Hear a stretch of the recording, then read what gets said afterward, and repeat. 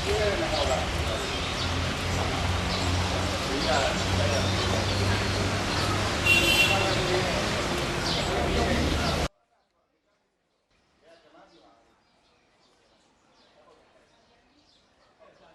္မမိတ်ဆွေများအလုံးမင်္ဂလာပေါင်းနဲ့ပြည့်စုံကြပါစေကိုယ်စိတ်နဲ့ဖျားကျမ်းမာချမ်းသာကြပါစေခုကျွန်တော်တို့21ရက်3လ2014တောက်ကြနေ့မှာကျွန်တော်တို့ဓမ္မဗျူဟာသာသနာ့မာမကအဖွဲ့လူပုဂ္ဂိုလ်များဆိုင်ရာဓမ္မစာပေသင်တန်းကျောင်းနဲ့ရွှေပါရမီကျမ်းမာရေးဖောင်ဒေးရှင်းအဖွဲ့နဲ့ပူးပေါင်းပြီးတော့ကျင်းပါတယ်ကျမ်းမာရေးစောင့်ရှောက်မှုဆိုင်ရာဟောပြောပွဲဖြစ်ပါတယ်ဟောပြောမဲ့သူကတော့မမဒေါက်တာဒေါခင်နွေဝင်းမှာမိရဲနဲ့တာဖွာထုကုဆရာဝန်ကြီးဖြစ်ပါတယ်မမကတော့ကျမတို့တင်နန်းနေနဲ့ပတ်သက်ပြီးတော့မနှစ်ကအဘိဓမ္မာ30လုံးကိုအဝေးရောက်အနေနဲ့အခွေတွေစာအုပ်တွေကနေပြီးလေ့လာပြီးတော့စာမွေးဝင်ဖြေခဲ့တာဖြစ်ပါတယ်ဝင်ဖြေရင်းနဲ့ကျမတို့ဒီကျမ်းမာရေးနဲ့ဆိုင်ရာမမကိုယ်တိုင်ဆရာဝန်တယောက်လည်းဖြစ်ပါတယ်စာတွေလည်းအများကြီးဖတ်ပြီးတော့ကိုယ်တိုင်လည်းကျင့်သုံးနေထိုင်ရင်းနဲ့အဓိကတော့ကျမတို့ဒီလိုမျိုးဘာသာရေးနဲ့ပတ်သက်ပြီးတော့သာသနာရေးနဲ့ပတ်သက်ပြီးတော့ဓမ္မစာပေတွေသင်ကြားနေကြတဲ့ဓမ္မမိတ်ဆွေတွေကျမ်းမာစေခြင်းနဲ့ပေါ့ဆရာဆရာမတွေရောဓမ္မမိတ်ဆွေသင်တန်းသူသင်တန်းသားတွေရောကျမ်းမာစေခြင်းတဲ့အတွက်ကျမ်းမာရေးအသည့်တွေကိုမျှဝေပေးခြင်းပါတယ်ဆိုတော့ကျမတို့ကမမရဲ့ဟောပြောတဲ့အခွေကိုဓမ္မမိတ်ဆွေဖြစ်တဲ့ကျမတို့ရဲ့အဖွဲ့ကနေပြီးတော့နာယကကြီးလည်းတူဖြစ်တဲ့ဥပဋ္ဌမကအလှရှင်ကြီးလည်းတူဖြစ်တဲ့ကျမတို့တက်လန်းကဥရှိန်ဝင်းနဲ့တဆင့်နောက်တစ်ခါကျမတို့ဥဆက်မင်းတို့ကနေတဆင့်ကျမတို့အခွေကိုအရင်ဆုံးကျမတို့နာဘူးပါတယ်နားထောင်ဘူးပါတယ်နားထောင်တဲ့အခါမှာကျမတို့တွေဒီနားလိုက်တဲ့နားထောင်တဲ့အချိန်မှာအင်တန်ကောင်းတာဖြစ်တဲ့အတွက်ကျမတို့ကိုယ်တိုင်လည်းကျင့်သုံးပါတယ်ဒီအရွက်10မျိုးပေါ့ကြိတ်တာတို့ဘာတို့စသည်ဖြစ်ဒါပေမဲ့ကျမတို့စနစ်တကျအသေးစိတ်ကြတော့မမနေပြောတာတော့အသေးစိတ်မဖြစ်ဘူးပေါ့အဲ့ဒါနဲ့မမကလည်းစာမွေးဖြည့်ရင်းနဲ့စာမွေးဖြည့်ဖို့လာရင်းနဲ့ဒီဟာလေးကိုမမကိုလည်းထပ်ပြီးတော့ကျမတို့ဘက်ကနေပြီးတော့မေတ္တာရက်ခံတဲ့အခါမှာမမကလည်းဒီကျမ်းမာရေးဘုဒ္ဓတာကိုပေးချင်ပါတယ်။ဘာလို့လဲဆိုတော့အဓိကတော့မမရဲ့စေတနာမြန်မာနိုင်ငံသူနိုင်ငံသားတွေအကုန်လုံးကိုဒီကျမ်းမာရေးအသည့်တွေကိုဖြစ်စေပြီးတော့တိုးတက်စေခြင်းနဲ့ဟလာကျမ်းမာမှသာလေနေရာတိုင်းမှာစီးပွားရေးရောလူမှုရေးရောပညာရေးရောနောက်ဆုံးဘာသာရေးသာသနာရေးအထိဆောင်ရွက်နိုင်မှာဖြစ်တဲ့အတွက်သိကျမ်းမာစေခြင်းနဲ့ဆန္ဒရှိတော်လဲအလုံးတဲ့စာရင်တော့အလုံးတဲ့အကုန်လုံးမလုံနိုင်သေးတောင်မှခုကျမတို့ဘာသာရေးသာသနာရေးနဲ့ပတ်သက်ပြီးတော့သင်ယူနေကြတဲ့ပရိယတ်ပိုင်းဆိုင်ရာစနစ်တကျကျင့်ကြံနေကြတဲ့ကုဓမ္မမိတ်ဆွေတို့အရင်ဆုံးပြောချင်ပါတယ်ဆိုပြီးတော့ကျမတို့ဒါကျင့်ပပေးခဲ့တဲ့အခါမှာဓမ္မမိတ်ဆွေတို့အကုန်လုံးလဲဒါအကျိုးများပါတယ်။တော့ကျမတို့ခွေတွေကနေတစ်ဆင့်ကျမတို့ဒီသင်တန်းကျောင်းကဒါမှတ်တမ်းလေးတင်ထားတာပေါ့မှတ်တမ်းတင်ထားပြီးတော့ဓမ္မမိတ်ဆွေတွေအဲ့ဒီနေ့မှာသင်တန်းဒီမှာမမရဲ့ဟောပြောပွဲကိုတက်ရောက်တဲ့ပုဂ္ဂိုလ်တွေလဲဒီခွေလေးကိုဒီမှာနားထောင်တဲ့အချိန်မှာထပ်ပြီးတော့တချို့နေရာလေးတွေမမှတ်မိလိုက်တဲ့နေရာလေးတွေကိုထပ်မှတ်မိဖို့ဆိုပြီးအခွေလေးတွေကျမတို့ကလိုချင်ပါတယ်တခါ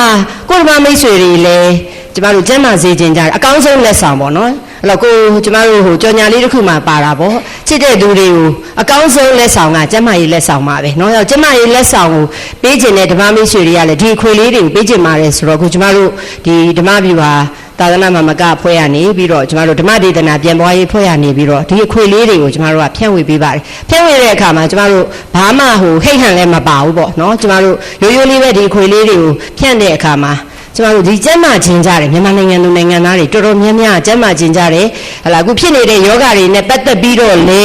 ဒီဘုဒ္ဓတာတွေလိုချင်ကြတော့ကျမတို့မထင်မှတ်ဖဲနဲ့ဒီကျမ်းမာရေးခွေရဟိုခိတ်စကားနဲ့ပြောပေါက်သွားတာပေါ့နော်အဲ့ဘေးကလူတွေကပါဒီခွေတွေကနေပြီးတော့စင်ပွားတွေကူးကြပြီးတော့နော်ဟိုကျမ်းမာရတာကင်ဆာကာကွယ်ရေးပါညာခေါင်းစဉ်တွေပါတက်လိုက်တော့ဒီခွေတွေကကျမတို့ဒီအဖွဲ့ကတော့တိတ်ပြီးတော့ဟိုအရင်မရောက်အောင်ပါဘူးဒါပေမဲ့အပြင်မှာတော့တအားကိုဟော့သွားတာကျမမသိဘူးသွားတဲ့အခါကျရင်ဆင်မဒီအခွေကဆင်မတို့ကျောင်းမှာလောက်တာကျွန်တော်တို့တွေအခွေတွေအများကြီးကူးပလိုက်တယ်ကူပြီးတော့ဝေပလိုက်တယ်ဆိုတော့ကျမတို့ကဝမ်းသာစရာပါပဲဘာပဲဖြစ်ဖြစ်မမကိုလည်းကျမတို့ကပြောပါတယ်မမအကောင်းဆုံးနော်ကျမ်းမာရေးလက်ဆောင်မမပေးလိုက်နိုင်ပါတယ်အဲ့ဒီအတွက်တော့ဝမ်းသာပါအဲ့တော့အခုကျမတို့ဒီအဖွဲ့မှာပဲလက်ရှိပေါ့ပြီးခဲ့တဲ့ဟောပြောပွဲတွေတုန်းကရလာတဲ့အခွေတွေကနေပြီးတော့ကျမတို့အယောင်းရတဲ့အရင်ရော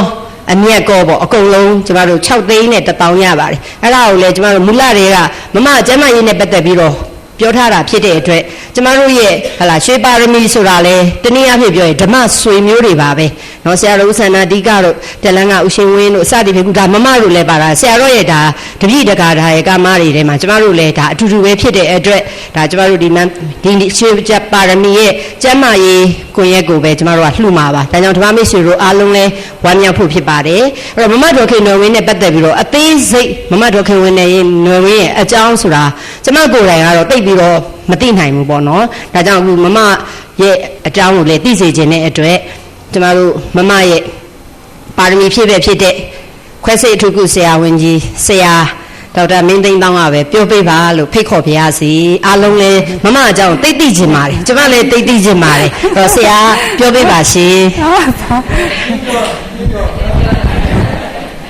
အချင်းချင်းလေးပေါ့ကျမတို့လည်းဆရာအတိဆုံးပေါ့နော်ကျေးဇူးတင်ပါတယ်ဆရာယနေ့မှာကျမ်းမာရေးပညာပေးဒါနပြုမဲ့ဒေါခင်ရဝင်းကိုရေးရာဇဝင်ရဲ့နောက်မိတ်ဆက်ခွင့်ဆရာမကြီးဒေါခင်လာတင်ကျွန်တော်ကိုပေးတဲ့အတွက်ကျွန်တော်ကျေးဇူးအထူးတင်ပါတယ်နော်။ဘာဖြစ်လို့ကျွန်တော်အထူးလို့ပြောရတာလဲဆိုတော့ဒီခါကျွန်တော်မိတ်ဆက်ခွင့်ရတာပထမဆုံးအကြိမ်ပါပဲနော်။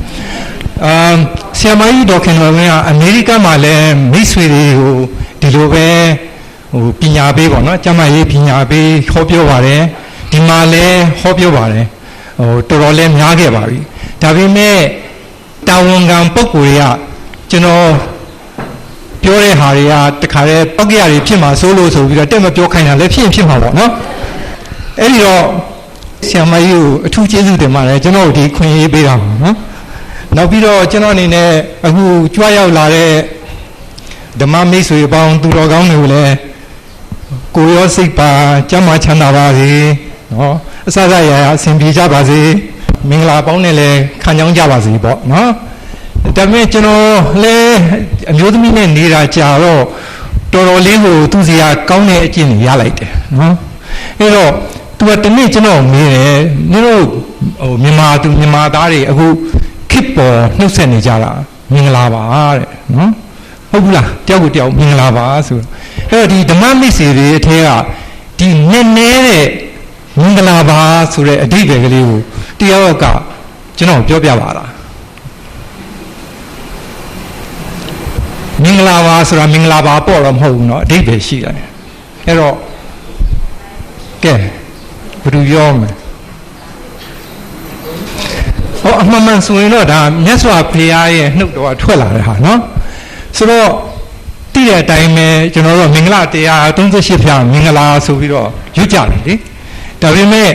ရွတ်တဲ့ဟာကတော့အများကြီးဆိုအရှိကြီးဆိုတော့အတူချုံလိုက်တဲ့ဟာဘာ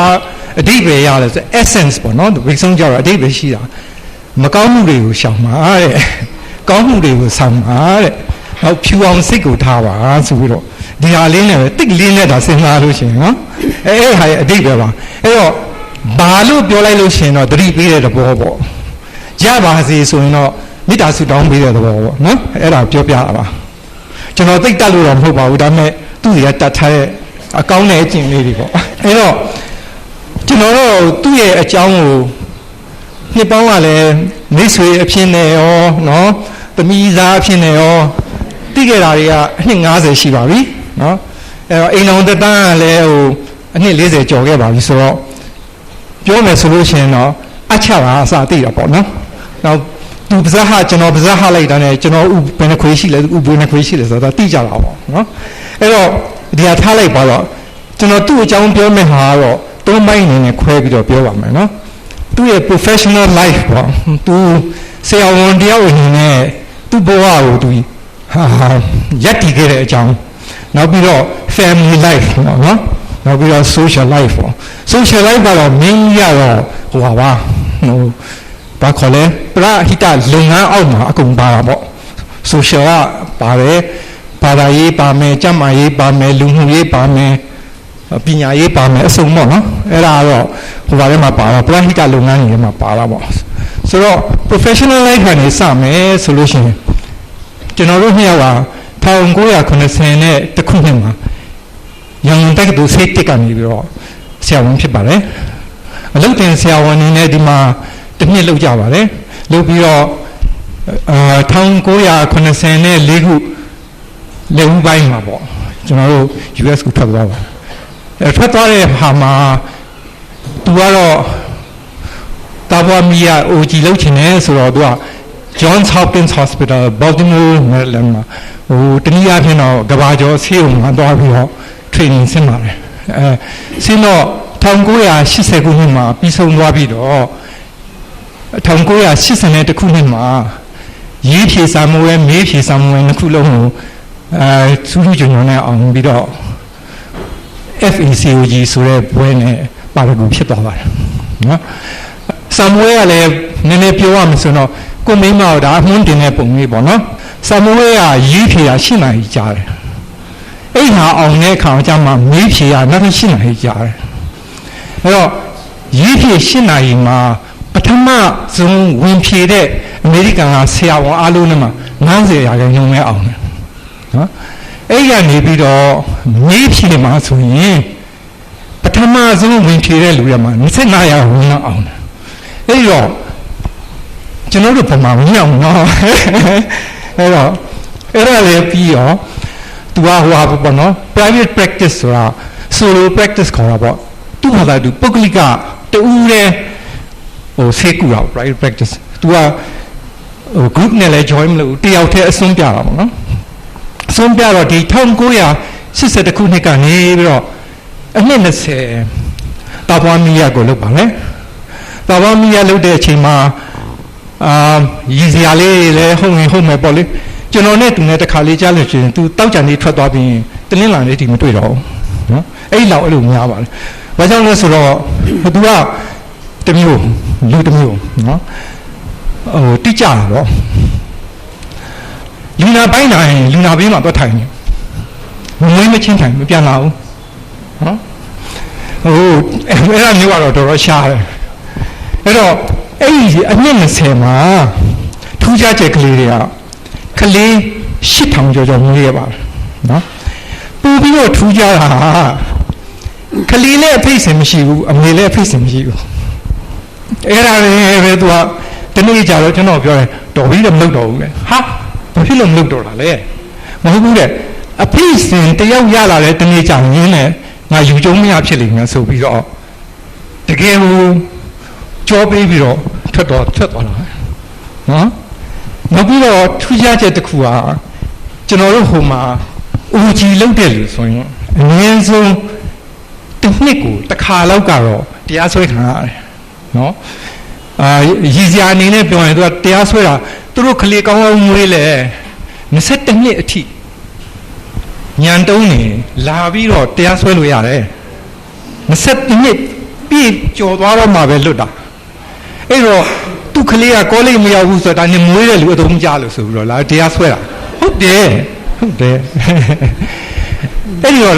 အဲ့ရနေပြီးတော့သူကြောခိုင်းပြီးတော့သူဘာလုပ်လဲဆိုတော့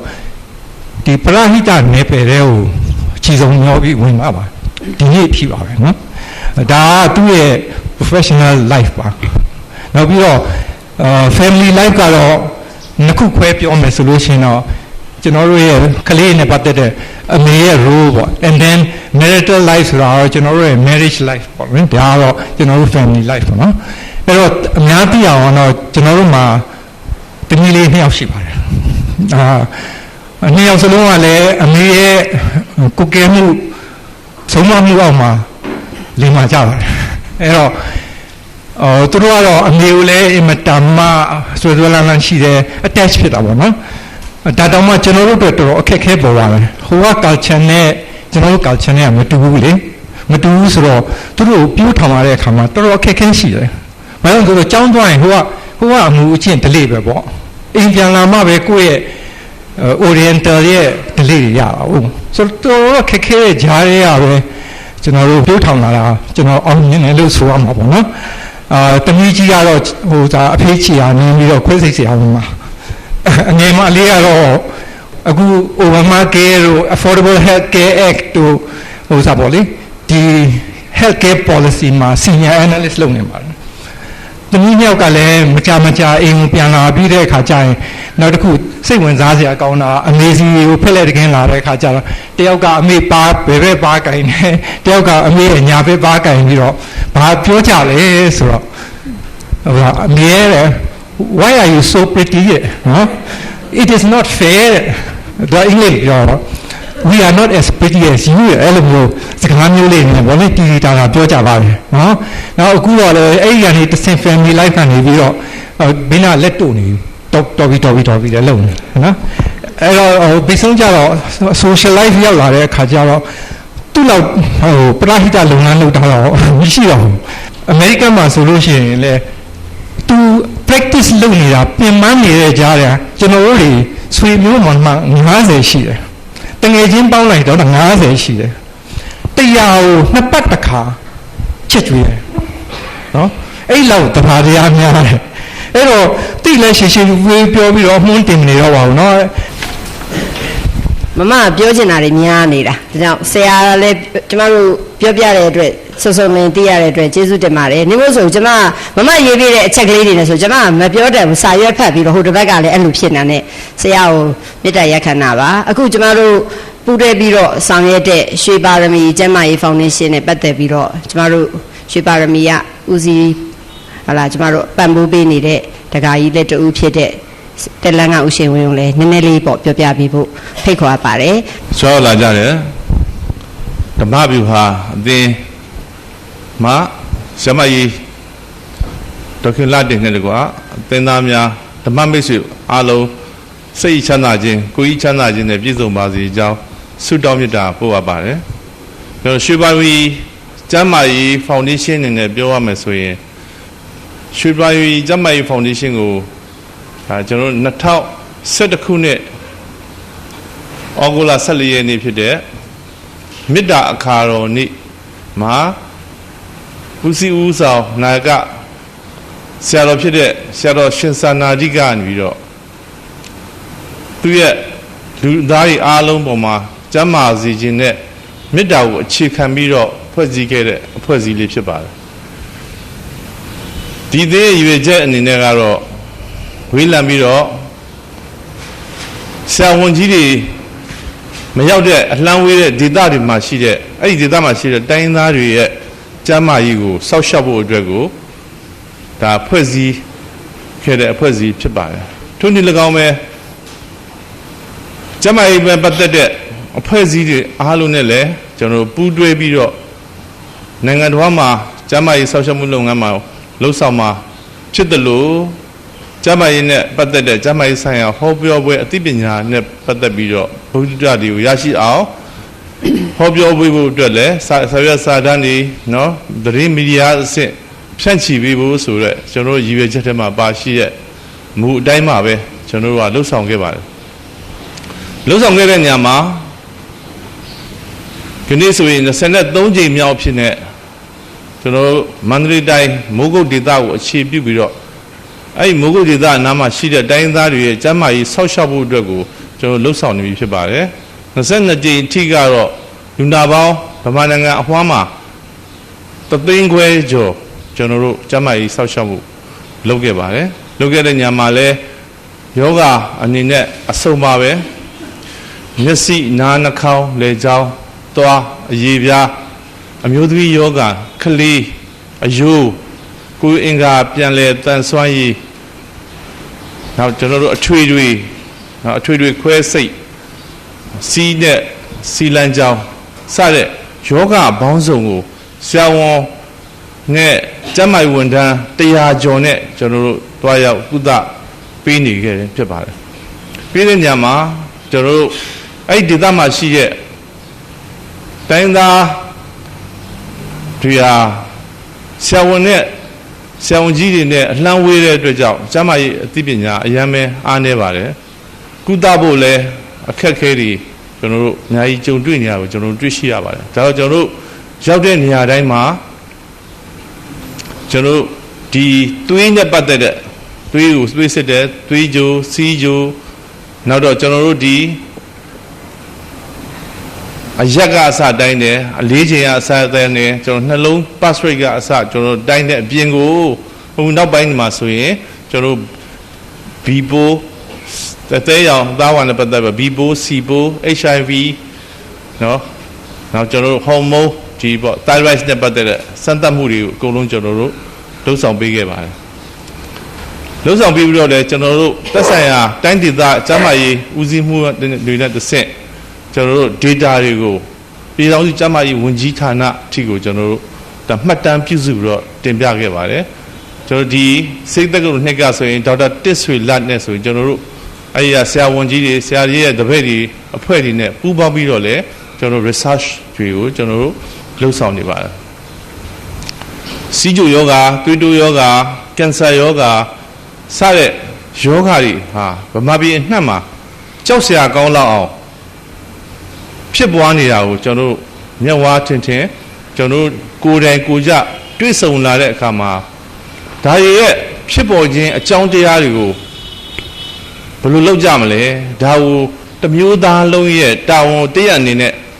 ကျွန်တော်တို့လှုပ်ဆောင်ပေးဖို့အတွက်ကျွန်တော်တို့မှာတာဝန်ရှိလာတယ်ရှိလာတဲ့ကျွန်တော်တို့ရွှေပါကျမကြီးဖောင်ဒေးရှင်းရဲ့နာယကတွေဖြစ်တဲ့အမေရိကန်နိုင်ငံမှာရှိတဲ့အမေရိကန်မှာရှိတဲ့ရွှေပါမီ Society ဆိုတဲ့အဖွဲ့ဖွဲ့ထားပါတယ်အဲ့ဒီအဖွဲ့မှာလည်းခုနကျွန်တော်ခွဲစိတ်ဆရာဝန်ကြီးဒေါက်တာမင်းသိန်းသောဒေါက်တာဒေါခင်နဝင်းတို့အားကျွန်တော်တို့ကအမာခံအနေနဲ့ကျွန်တော်ရှိကြပါတယ်ဆရာတော်ရဲ့ကျောင်းတကာတွေလည်းဖြစ်ကြပါတယ်အမေရိကန်နိုင်ငံမှာဆိုလို့ရှိရင်လူလီသေးမရှိအောင်ကျွန်တော်တို့ဒါပြုစုပြီးတော့ဒါဆောင်ရွက်ပေးခဲ့တဲ့တကာတွေပဲဖြစ်ပါတယ်အဲ့တော့ဆရာမကြီးအဓိကတော့ဒီဒေါက်တာဒေါခင်နဝင်းအနေနဲ့သူ့ရဲ့ပရိဟိတစိတ်ဓာတ်တွေနဲ့လှုပ်ဆောင်တဲ့လုပ်ငန်းတွေကိုကျွန်တော်တို့သိရှိရတဲ့အခါမှာသူ့အနေနဲ့ကျွန်တော်တို့မှာဗမာနိုင်ငံမှာတွေ့ကြုံနေရတဲ့ဒီစီဂျိုသွေးတိုးကင်ဆာစသဖြင့်ယောဂတုယောဂဇန်းတွေကိုဒါကျွန်တော်တို့ကုသနိုင်ဖို့အတွက်တဘာဝနီးနဲ့ကာကွယ်စောင့်ရှောက်နိုင်မဲ့နီးလန်းတွေကိုကျွန်တော်ရွေးချယ်ပြီးတော့ဒါလေ့လာပါတယ်စာအုပ်ပေါင်းမြောက်များစွာစာတမ်းပေါင်းမြောက်များစွာဆရာဝန်ကြီးရဲ့ထင်မြင်ချက်တွေဆရာမကြီးရဲ့သူ့တရားပြုချက်တွေအားလုံးပေါ်မူတည်ပြီးမှရွေးချယ်စစ်စစ်ပြီးဗမာနိုင်ငံမှာရှိတဲ့ယောဂသည်တွေအားလုံးအတွက်ကိုဘလို့ကျမ်းမာအောင်နေထိုင်မယ်ဘလို့ကျမ်းမာအောင်စားတော့ရမယ်ဘလို့ကျမ်းမာအောင်နေရမယ်ဆိုတဲ့ဥစ္စာအားလုံးပေါ်မှာကျွန်တော်တို့ဒါကျွန်တော်အကောင်းဆုံးပညာပေးဟောပြောဖို့အတွက်ကိုကျွန်တော်တို့ဒီနေ့ရောက်ရှိလာခြင်းဖြစ်ပါတယ်ရောက်ရှိတဲ့နေရာမှာလဲကျွန်တော်တို့ဒီဓမ္မဗျူဟာအဖွဲ့သူအဖွဲ့သားဓမ္မမိတ်ဆွေပေါင်းတဲ့တကွကျွန်တော်တို့ဒီကြားရတဲ့မိတ်ဆွေသင်္ဃအားလုံးဒီဟောပြောပွဲမှာရရှိတဲ့ပညာပေးနဲ့အတူကျမ်းမာကြပါစေเนาะနိုင်ငံတော်မှာရှိတဲ့လူအားလုံးရဲ့လည်းဘုဒ္ဓတတွေရရှိပြီးတော့ဒီယောဂနဲ့ကင်းဝေးပြီးအသက်ရကြောရှင်နိုင်ကြပါစေလို့ဆုမွန်ကောင်းတောင်းရင်ဤကုန်းချုပ်အပ်ပါတယ်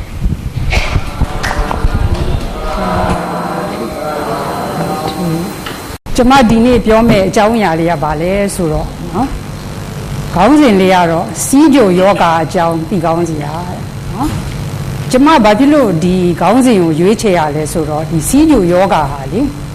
ဒီမြန်မာပြည်တစ်ခုတည်းမဟုတ်ဘူးပေါ့နော်ကမ္ဘာတစ်ဝန်းလုံးမှာအခုအများဆုံးဖြစ်နေတဲ့ယောဂဖြစ်ပါတယ်အဲ့တော့တစ်နှစ်ကိုလေလူပေါင်းသန်းပေါင်းများစွာသူတို့ပို့ပြီးတော့များလာတာကိုတွေ့ရတယ်နော်အဲ့တော့အများဆုံးတိုင်းပြည်ကတော့အခုလောလောဆယ်ကမ္ဘာမှာဆိုရင်တရုတ်ပြည်မှာအများဆုံးပါအဲ့ဒီတော့ဒီယောဂကြောင့်ဖြစ်မဲ့ဆက်ပွားယောဂတွေကလည်းအများကြီးပဲအဲ့ဒီတော့ကျမတို့က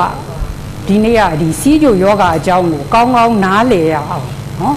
နားလည်တဲ့အခါကျလို့ရှိရင်ပို့ပြီးတော့ကိုနော်ထိမ့်သိမ့်နိုင်မှာပေါ့နော်အဲ့ဒါကိုယောဂအကြောင်းကိုသေချာပြောပြမယ်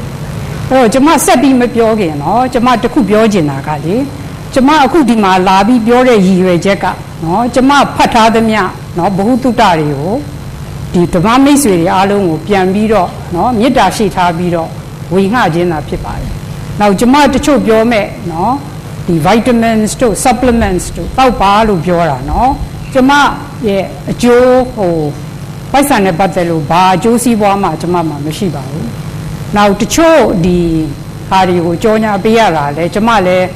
ပိုက်ဆံနဲ့သူတို့စီကတရားမှမရပါဘူးเนาะအဲ့တော့နားလေစီချင်တာကဒါစေတနာတက်တက်နဲ့เนาะဒီဟာတောက်လို့ပြောတဲ့ရည်ရွယ်ချက်ကတော့เนาะဟိုမှန်တဲ့စေဝါကိုရစီချင်လို့ပါဒါပါပဲเนาะအဲ့တော့ကျမဆက်ပြီးတော့ဘာမှမပြောခင်အဲ့ဒါပဲသိစီချင်ပါတယ်အားလုံးကျမစီးပွားရေးအကျိုးဘာမှမပါဘူးကဲဒီတစ်ခါဒီစီးကြိုအကြောင်းပြောမယ်ဆိုတော့ကျမရဲ့ specialty ကဘာလဲကျမဘာကို specialize လုပ်လဲဆိုတော့သားဖွားနဲ့မြည်ရအဲ့တော့လူတွေတော်တော်များများစဉ်းစားတာပေါ့နော်စီးကြိုနဲ့သူနဲ့ဘာဆိုင်လို့လဲဟုတ်တယ်မလားကျမရဲ့ဟို specialty ကမိမယောဂဒါပေမဲ့ကျမကလည်းဟုတ်ပါတယ်အရင်တော့ကကျမလည်းဒီလိုပဲမြင်ခဲ့တယ်နော်အခုခေတ်မှာဆိုလဲ specialist တွေကအများကြီးပဲနော်နှလုံးယောဂကုတဲ့ဆရာဝန်ကတတ်နော်အဆုတ်ယောဂကုတဲ့ဆရာဝန်ကတတ်အရေးပြားနော်ဒီကြောက်က specialist တွေအများကြီးပဲရှိကြတယ်အဲ့ဒီတော့တနည်းအားဖြင့်လည်းကောင်းပါတယ်သို့တော့ဒါမှမဟုတ်ကျမကဒီနေ့လေအားလုံးကိုနားလည်အောင်ပြောပြမှာခန္ဓာကိုယ်ကြီးကိုကြည့်လိုက်နော်ခန္ဓာကိုယ်ကြီးကအားလုံးကဆက်ဆက်တခုတည်းသူ့ဘက်သူလုပ်တယ်ဆိုတာမရှိအဲ့တော့ကျမအစာရီဖတ်ရင်လည်းဗာတိသွားလဲဆိုတော့ဒီခန္ဓာကိုယ်ကြီးဟာနော်ရှိသမျှ system အားလုံးဟာမျှတနေတယ်အင်္ဂလိပ်လိုပြောရရင် balance ဖြစ်နေတဲ့အခါမှာလူတွေကယောဂမဖြစ်ကြဘူးနော်ဒီ system ကြီးဟာအကြောင်းတစ်ခုခုကြောင့်ချို့ယွင်းသွားမယ်ဆိုရင်ယောဂတွေကစပြီးဖြစ်အဲ့ဒီတော့တချို့ဆရာဝန်တွေလူနည်းစုပေါ့နော်လူများစုကတော့ကုယုကုစွန်တာမှာဒီယောဂဖြစ်ရင်ဒီဆေးနဲ့ဟုတ်မယ်ဆေးတွေကလည်းမျိုးစုံဒါပေမဲ့အခုဘလို့ဖြစ်လဲဆိုတော့အနောက်နိုင်ငံမှာလူနည်းစုဆရာဝန်တွေကပြန်စဉ်းစားတာနော်ကျမစဉ်းစားတယ်စဉ်းစားပြီးတော့ယောဂကိုတစ်ခုချင်းမကုပဲနဲ့ယောဂတစ်ခုခုဖြစ်တဲ့အခါမှာဘာအကြောင်းလဲဆိုတာပြန်ရှာပြီးဒီအကြောင်းရင်းကိုသွားပြီးတော့နော်ပြုပြင်လိုက်မယ်ဆိုလို့ရှိရင်ယောဂတွေကအလိုလိုပျောက်သွားကြတယ်နော်အဲ့တော့အရန်ကိုအာဩပွဲကောင်းတဲ့ဟာတွေကျွန်မဒီနေ့ပြောဖို့ရှိပါတယ်တခါမှလည်းကြားဘူးခြင်းမှလည်းကြားဘူးမယ်နော်အဲ့ဒီတော့ဒီစီးကြိုယောဂဆိုတာဘာလဲနော်အဓိပ္ပာယ်ကဘာလဲဆိုတော့စီးကြိုယောဂဆိုတာနော်ကိုယ့်ရဲ့သွေးထဲမှာလိုအပ်တာထက်တိုးနေတဲ့ကြားဓာတ်တွေကိုပြောတာနော်အဲ့ဒါကိုအင်္ဂလိပ်လိုခေါ်တော့ diabetes ဗမာလိုခေါ်တော့စီးကြိုနော်အဲ့ဒီတော့စီးကြိုယောဂဖြစ်ရင်နော်ဘာကြောင့်ခန္ဓာကိုယ်ကြီးအတွက်မကောင်းတာလဲဆိုတော့မေးစရာရှိရပါအဲ့တော့စီးကြိုယောဂဖြစ်ရင်ဒီစီးကြိုတွေမကောက်ဘူးလေသူကတခြားယောဂမျိုးစုံလိုက်လာနော်သွေးတိုးလိုက်လာမယ်နော်ကိုလက်စထရောတွေတက်မယ်လေဖြတ်တဲ့နှုန်းကလည်းများလာတယ်နောက်ပြီးတော့နော်ကင်ဆာရိတ်ကလည်းစီးကြိုယောဂတွေဒီမှာများတယ်နောက်ပြီးတော့ဒီ dementia လို့ခေါ်တဲ့နော်သတိမေ့ခြင်းနော်ဟိုအဲ့လိုပေါ့နော်အုံနောက်နဲ့အာယုံကြောယောဂမျိုးစုံနော်သူတို့တွေကလည်းများလာတယ်နောက်ပြီးတော့ဒီ kidney ကြောက်ကတ်တွေလည်းပြက်တယ်တချို့တွေဆိုရင်ကြောက်ကတ်လဲရတယ်လူရှိတယ်ကြောက်ကတ်ဆေးရတယ်လူရှိတယ်နော် liver နော်အသေးမှာလည်းအဲ့လိုပဲနော် fatty liver တွေဖြစ်တယ် liver disease ကလည်းမျိုးစုံအဲ့ဒီတော့ဒီစီးကြိုကအမတန်ရေးကြည့်တယ်ဘာကြောင့်လဲဆိုတော့ဒီစီးကြိုကိုကောင်းမကုလို့ရှိရင်တခြားယောဂတွေကဝင်မှာအမှန်ပဲအဲ့ဒီတော့စီးကြိုကမေးစရာရှိတာပေါ့ဒါဆိုရင်နော်ဘာကြောင့်ဖြစ်တာလဲစီးကြိုကဘယ်ရလာဘာကြောင့်လဲဆိုတော့စဉ်းစားကြည့်လေကျမတို့ဟိုဘိုးစဉ်ပေါင်းဆက်တုန်းကနော်စီးကြိုယောဂတွေကဒါတော့မများဘူးရှေးတုန်းကလေနော်ရှေးလူကြီးတွေကစားတာပဲသူတို့ဆိုဝက်စီမှာစားတာဟုတ်တယ်မလားဝက်စီတွေနဲ့ကြော်တယ်အခုမှကျမတို့ကဝက်စီမကောင်းဘူးဆိုပြီးတော့နှမ်းစီဟလာပဲစီနော် vegetable oil အဲ့ဒါကြီးပေါ့ရှေ့ခေတ်တုန်းကစားတာပဲတခါတည်းဝက်စီနဲ့မှကြော်တာဝက်စီနဲ့မှချက်တာဘာဖြစ်လဲသူတို့တွေဘာမှမဖြစ်ဘူးနော်ယောဂတွေကဒီလောက်မထူပြောဘူးအဲ့တော့နော်တဏှာမှာတော့ပြန်ပြီးတော့သုံးသပ်ဖို့ချိန်ရောက်တာနော်အဲ့တော့နော်ဒီစီးကြိုလို့ပြောတာဘာအဓိပ္ပာယ်လဲဆိုတော့ဒီတရားဓာတ်ကနော်ဘာမှမစားဘဲနဲ့တွေးသွားဖောက်ရင်နော်126တဲ့အထက်ဆိုလို့ရှိရင်သူတို့စီးကြိုလို့ခေါ်တယ်သို့တော့မေးစရာရှိတာဟုတ်ပြီတွေးသွားဖောက်တယ်126မဟုတ်ဘူး124အဲ့ဒါဆိုရင်ရောစီးကြိုလို့မခေါ်ဘူးလား by definition ကတော့ဟုတ်တယ်လေစီးကြိုမဟုတ်ဘူး တို့တော့124သမားနဲ့126သမားဘလောက်กว่าဘာกว่าမกว่าဘူးဟုတ်တယ်မလားအဲ့ဒီတော့ဆရာဝန်ကပြောမယ်နော်သွေးသွားပေါက်လို့ဟာဒီလူနာတယောက်ကသွေးဟာနော်126မဟုတ်ဘူးစီးကြိုခေါ်လို့မရသေးဘူးဥမာ120ဆိုပါတော့ဟာစီးကြိုမဟုတ်သေးဘူးစောင့်ကြည့်အောင်မယ်နော်ဆရာဝန်တရားများများပြောကြတယ်အဲ့တော့ကျမစဉ်းစားတာပေါ့နော်120နဲ့126ကဘာกว่าလို့လဲနော်ဘာမှမကွာအဲ့တော့သူတို့အခုနောက်term တစ်ခုထွက်လာတယ်နော် pre diabetes diabetes မဖြစ်ခင်အခြေအနေပုံမှန်ထက်လည်းပိုများတယ်နော်ဒီသွေးsugar တိုင်းလိုက်လို့ရှိရင်ကိုက100နဲ့125ကြားမှရှိရင်စီးကြိုလို့မခေါ်သေးတော့လေနော် pre diabetes လို့ခေါ်တော့လေသူကလည်းစီးကြိုလို့ပဲစိုးတယ်နော်အထဲမှာယောဂကြီးဖြစ်တယ်အဲ့ဒီတော့နော်ဒီအကောင်းဆုံးကဒီစီးကြိုကိုနိုင်ထိန်းခြင်းစောစောမိဖို့နော်စောစောမိလို့ရှိရင်ဒီယောဂတွေကလည်းမထိန်းနိုင်တဲ့အခြေအနေအထိမရောက်ဘူးပြန်ပြီးတော့လည်းကောင်းမှုပါပို့ပြီးတော့လွယ်ရနော်အဲ့တော့အဲ့ဒါသတိထားရမယ်အဲ့ဒီတော့ဒီစီးကြိုမှာကျမစီးကြိုကလူတိုင်းပြည်တာ2မျိုးရှိတယ်လေတစ်မျိုးကတိုက်ပွားနာပါလဲဆိုတော့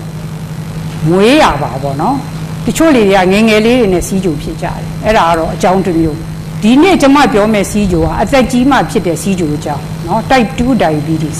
အသက်ကြီးမှနော်ဟိုလူဖြစ်လိုက်ဒီလူဖြစ်လိုက်အခုအရန်ကဘာပေါ်မှာများလာတာကလည်း type 2 diabetes နော်ဒီစီးကြိုရဲ့900နှုန်းလောက်ကပဲ type 1ကျန်တာတွေကအကုန် type 2အဲ့တော့စဉ်းစားရရှိတယ်ဘာကြောင့်ဒီလောက်ကြီးများလာတာဘာတွေဖြစ်ကုန်လို့လဲနော်အဲ့တော့အံ့ဩဖို့ကောင်းတာစောစောကကျမနော်ဟိုပြန်ပြောမယ်ပေါ့နော်နံပါတ်1ကအစားတောက်โอเคနံပါတ်1နော်အစားတောက်နဲ့နေထိုင်အဲ့တော့အစားတောက်ကနော်အရင်ကလူတွေလည်းစားကြတာပဲဒီအစားတောက်ပဲကျမတို့လည်းဒီအစားတောက်ပဲစားကြတာပဲဘယ်လိုပြောင်းသွားတာလဲနော်အရင်တော့လူတွေဒီလောက်စီးကြိုတွေပါတယ်မဖြစ်ဘူးရှေးလူကြီးရှိတော့ရှိတာပေါ့လေဒါပေမဲ့ဒီလောက်ကြီးမများဘူးအခုကမတရားကြီးအိမ်တိုင်းလိုမှာတချို့အိမ်တွေဆိုလို့ရှိရင်တမိသားစုလုံးအဲ့လိုဖြစ်နေတာကိုတွေ့ရတယ်အဲ့ဒီတော့ဘာတွေပြောင်းသွားတာလဲကျမတို့စားရဲစားတွေမှာအဲ့ဒီတော့ပြန်လာပြီကျမဟိုတစ်ခါတုန်းကပြောသလိုပဲเนาะဒီအစားအသောက်ထုတ်တဲ့ကုမ္ပဏီကြီးတွေเนาะသူတို့အစားအသောက်ကုမ္ပဏီတွေပေါ့เนาะ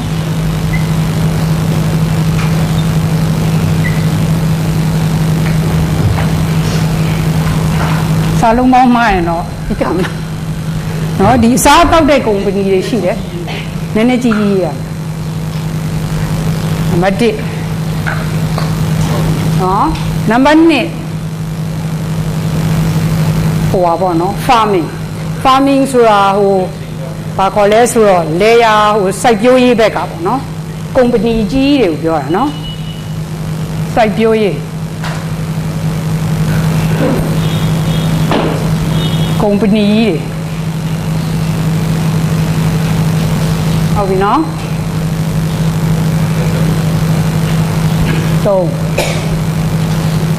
စေကုမ္ပဏီဟုတ်ပြီနော်စိုက်ပျိုးရေးအဲဒီတော့ကုမ္ပဏီတွေနော်ဒီ major ကုမ္ပဏီတွေရှိတယ်ဒီ3ပိုင်းရှိတယ်နော်ဒီသူတို့ကိုဘာနဲ့ပြန်လာရဲဆိုတော့ဟောဘာကြီးอ่ะခေါင်းဆောင်လဲဆိုတော့လောဘ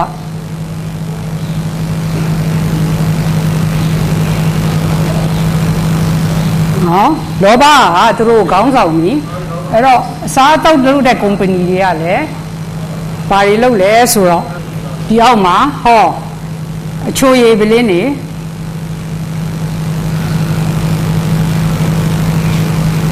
နော်သိတယ်မလားကျမနာမည်တော့မပြောတော့ဘူးပေါ့နော်အချိုရည်ပလင်းနေဒီအချိုရည်ကလေစီးကြိုယောဂဖြစ်တဲ့လူတွေကလုံးဝမတည့်ဘူးဘာကြောင့်လဲဆိုတော့သူတို့စီမှာလေပါတဲ့တရားသူတို့သုံးတဲ့တရားက high fructose corn syrup လို့ခေါ်တယ်သူကဟိုပြောင်းဖို့ကနေလုပ်တဲ့တရားတစ်မျိုး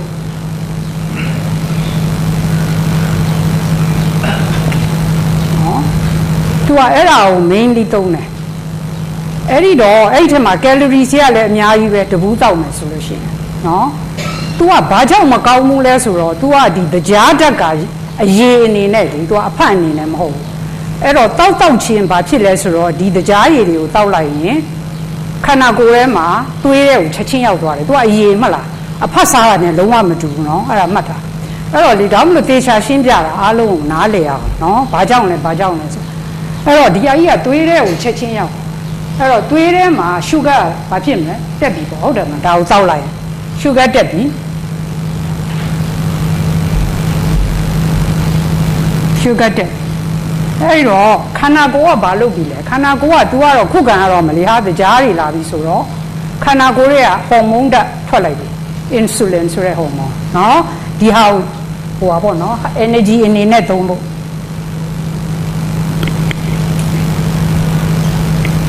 ဒီဟာအရေးကြီးတာလေကြားထက်ခန္ဓာကိုယ်ကိုဒုက္ခပေးတာဒီဓာတ်ရမ်းဆိုးတယ် insulin နော်ဘာကြောင့်ဆိုးတယ်လို့ပြောရလဲဆိုတော့ဒီ insulin ဓာတ်ကနော်ခန္ဓာကိုယ်တအားရောင်ကိုင်းစီတယ်ကျွန်မဗာပြောထားလဲဟိုပထမ lecture တုန်းကယောဂဖြစ်ကြောင်းအခြေခံအပါလေခန္ဓာကိုယ်ရောင်ကိုင်းခြင်းနော်ဒီဓာတ်တွေသိများလာရင်ခန္ဓာကိုယ်ကြီးကကိုကတော့မခံစားပြီမဲ့လို့အတွင်းရောင်ရောက်နော်နံပါတ်1နံပါတ်2ဒီ insulin ကနော် it's a fat storage hormone ဒီ insulin ကိုခန္ဓာကိုယ်ထဲမှာအဆီတွေကိုဟွာပေါ့နော်တက်စေတယ်အဲ့တော့ဒီ insulin ဓာတ်တွေများနေတာပေါ့နော်နောက်ပြီးခက်တာဒီအချိုရည်တွေတောက်လိုက်ရင်နော်သူကအရည်ကြီးပဲလေနော် fiber လည်းမပါဘူးဘာမှမပါဘူးဆိုတော့အရန်ဆိုးတယ်ချက်ချင်းသူက blood sugar ဘုံဝင်နဲ့တက်သွားတယ်လေအဲ့ဒီအတွက်ကြောင့်မလို့နော်ဒီအချိုရည်တွေကနော်ဟိုကိုယ့်အတွက်မကောင်းဘူးပေါ့နော်ကျမကတောက်လို့လည်းမပြောချင်ဘူးမတောက်နဲ့လို့လည်းမပြောချင်ဘူးဒါကကိုယ့်အကူဆုံးဖြတ်အောင်ပါနော်ဒါဟိုအကြောင်းကိုပြောပြတာဒီလိုဖြစ်နိုင်တယ်ဒီလိုဖြစ်နေတယ်နော်အဲ့ဒီတော့ဘယ်လိုဖြစ်လဲဆိုတော့ဒီဓာတ်တွေသိညာနေလို့ရှိရင်လေခန္ဓာကိုယ်ရောင်ကိုင်းနေလူကြီးကလည်းဝလာမယ်သိရမလားဒါမှမဟုတ်ဒီအချိုရည်တွေတောက်နေတအားဝလာလူကြီးတွေအဲ့ဒါကြောင့်နော်အဲ့ဒါရယ်နောက်ပြီးဒီစားတောက်တဲ့ကုမ္ပဏီတွေကနော်ဒီအချိုရည်ဘူးတွေထုတ်တယ်နောက်ဘာတွေထုတ်သေးလဲဆိုတော့ processed food ပေါ့နော်လုပ်ပြီးသားအစားအစာတွေစက်ရုံတွေကထွက်လာတဲ့အစာတွေနော်စက်ရုံတွေကထွက်လာတဲ့အစာတွေကနော်ဟိုဘာတွေထည့်ထားမှမသိဘူးနောက်သူတို့တွေကကောင်းအောင်ပေါ့နော်နောက်ဟိုပါပေါ့နော်ဒီမှာအားလုံးအတွက်ဘ ഹു တုတရအောင်တခုပြောခဲ့မယ်ဒီ food company တွေက nutrition scientist ဆိုတာဟိုပါပေါ့နော်ဒီပညာရှင်တွေကိုငှားထားတယ်သူတို့တွေကငှားပြီးတော့နော်ကြားရယ်စားရယ်အစီရယ်ဒီသုံးခုကအရန်အရသာရှိတဲ့ဟာတွေဆိုတော့သူတို့က formula အမျိုးမျိုးနဲ့နော်သူတို့ရဲ့ဒီသူတေသနာတွေလောက်တာပေါ့ကုမ္ပဏီကြီးရဲ့မှာနော်သူတေသနာတွေလောက်တဲ့ခါကျတော့သူတို့ကသိတယ်လူတွေကိုဘယ်လို formula နဲ့လုပ်ရင်လူတွေက addicted ဖြစ်သွားမယ်ဆွဲသွားမယ်ကိုကိန်းဆွဲတယ်လို့ပဲဥပမာအာလူးကြော်စားလို့ရှိရင်အာလူးကြော်တွေကကျွတ်ပြီးတော့ရမ်းကောင်းတယ်လေစားမစားလူတွေကအားရှိစားနေကြတယ်နော်အဲ့လိုပေါ့နော်ဆွဲသွားတာအခုနောက်ဆုံးသူတို့ကဘာပြောလဲဆိုတော့ဒီဟိုအစားအသောက်ကိုနော်ဒီဆွဲသွားတာကိုကိန်းဆွဲတာတွေပိုဆိုးတယ်လို့ပြော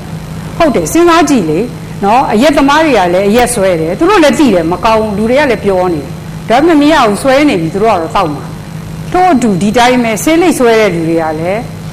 မကောင်းဘူးဆိုတာလည်းသိတယ်ဖြတ်လို့မရဘူးနော်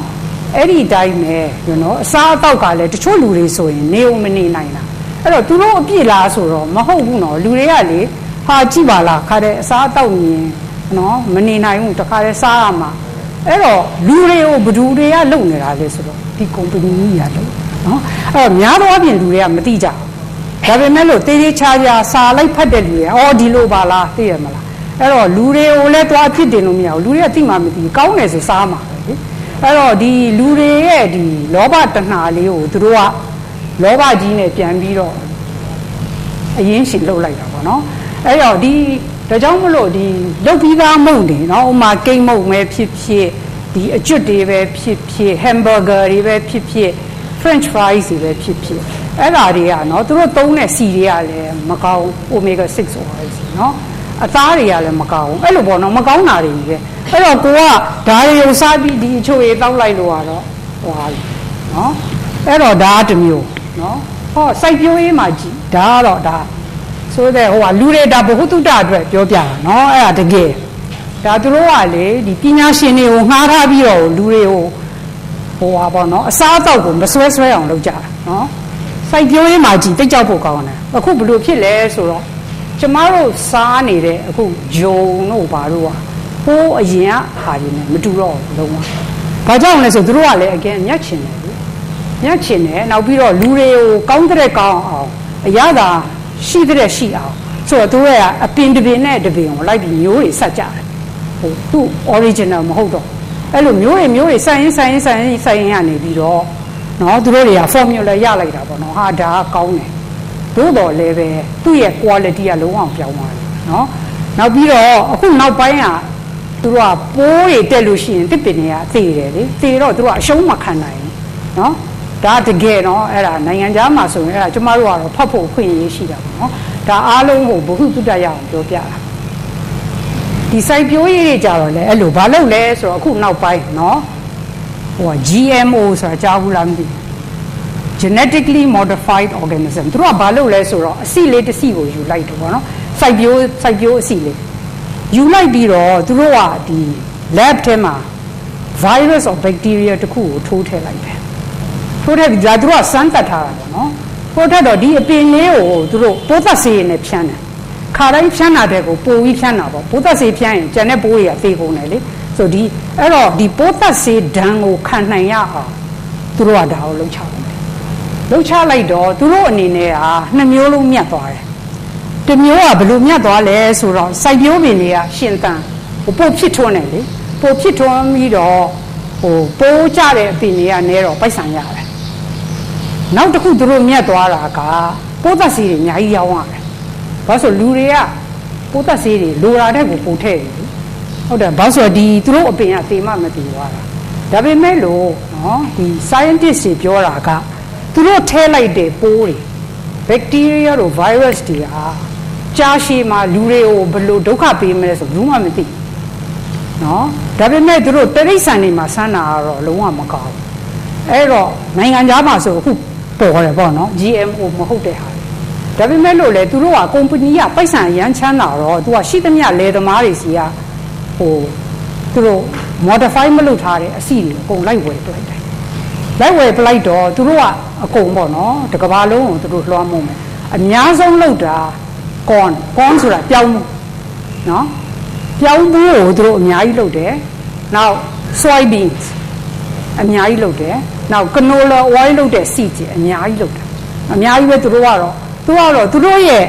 အခြေခံကသူတို့ကုမ္ပဏီမြတ်ပုံပဲဒါပဲကြည့်တယ်လူတွေကျမ်းမာတာဘာသူတို့ရင်းဆိုင်နော်အဲ့ဒါလည်းနောက်တစ်ခုဟောလူတွေကဒီနှစ်ခုကြောင့်ဘာတွေဖြစ်ပြီလဲယောဂတွေဖြစ်ကြပြီလေ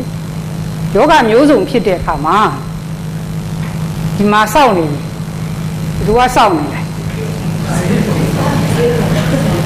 အဲ့ဒါတကယ်နော်သူတို့ကလည်းဆေးမျိုးစုံထုတ်တယ်ဟာနာမည်မျိုးစုံနဲ့ဟာဘာသွေးတိုးဆိုရင်ဒါစီးကြိုဆိုရင်ဒါဟိုကညာနော်အခုကျမမလာခင်နော်နိုင်ငံခြားမှာစီးကြိုယောဂတဲ့တွေတောက်တယ် Evandia ဆိုတဲ့ဆေးလူပေါင်း4,900စီသွားပြီဒီဆေးကိုတောက်ပြီးတော့နော်ဟိုဟာဖြစ်တာပေါ့နှလုံးယောဂတွေဖြစ်ပြီးသေးတယ်အဲ့တော့ဟာဝိုင်းတရားဆွဲကြတာပေါ့နော်သူတို့ကလည်းရေးမဆိုင်ဘူးသူတို့ by the time တရားဆွဲခံပြီးတဲ့ခါမှာသူတို့ကဘီလီယံနဲ့ချီပြီးမြတ်ပြီးပြီနော်အဲ့ဒီတော့ဒီလိုပေါ့အခုဒီလောကကြီးကအဲ့လိုဖြစ်နေတာနော်လူတွေကဟိုအစားအသောက်ကိုမနေနိုင်မဲနဲ့စားကြတာတော့လူတွေအပြစ်မဟုတ်ဘူးဆိုတာပြောတာနော်သူတို့တွေကလုံတာဒီကုမ္ပဏီ၃ခုအဲ့ဒါအကုန်ဒုက္ခရောက်တာပဲလူတွေအစားအသောက်ကုမ္ပဏီစိုက်ပျိုးရေးကုမ္ပဏီဆေးကုမ္ပဏီနော်အဲ့ဒီတော့ဘယ်လိုလုပ်ကြနော်အဲ့ဒါဟိုပါပေါ့နော် general knowledge ပေါ့နားလည်လားဆိုပါနားလည်နော်ဒါအစားအသောက်နဲ့ပတ်သက်လို့ပြောတာပါနော်နောက်တစ်ခုဘာကြောင့်စီးကြိုတွေဖြစ်လဲနော်တစ်ကအစားအသောက်နှစ် ဟော်မုန်းဓာတ်တွေနော် imbalance ဖြစ်မယ်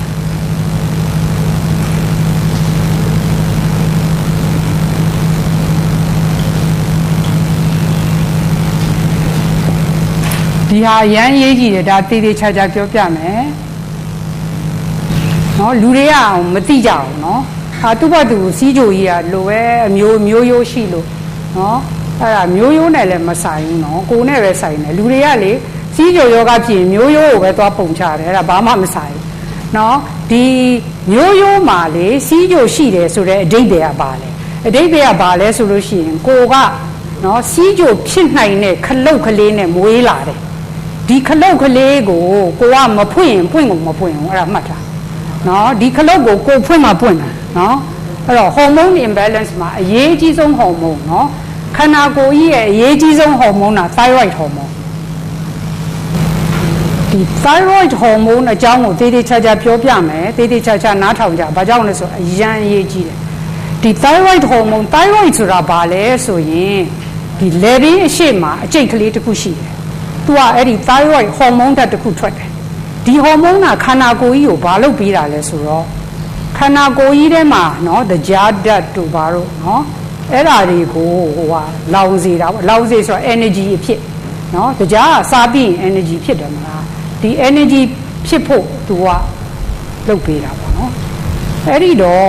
အခုခေတ်မှာဘာတွေဖြစ်နေကြလဲဆိုတော့လူတွေကဒီဓာတ်ကတိတ်ကိုအားနည်းနေတာတွေ့ရတယ်လူတော်တော်များများမှာဖြစ်နေနော်အဲ့ဒီ condition ကိုဘာလို့ခေါ်လဲဆိုတော့ hypothyroid hypo ဆိုတာ under ပေါ့နော်နည်းနေတာ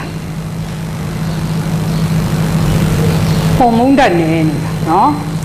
နည်းနေတာကလည်း2မျိုးရှိတယ် type 1နောက်တစ်ခုက type 2ဟုတ်ပြီနော်2မျိုးရှိတယ်ဒီ type 1ကဘာလဲဆိုတော့ဒီ thyroid gland ကဟော်မုန်းထွက်တာနည်းတာဟုတ်ပြီနော်နည်းနေတာအကြောင်းရင်းကလည်းရှိတယ်ဘာကြောင့်နည်းရမှာလဲဟုတ်တယ်မလားဘာကြောင့်လဲဆိုတော့ iodine ဒီ thyroid hormone ဖြစ်ဖို့က iodine ဓာတ်လိုတယ်လေ iodine ဓာတ်စား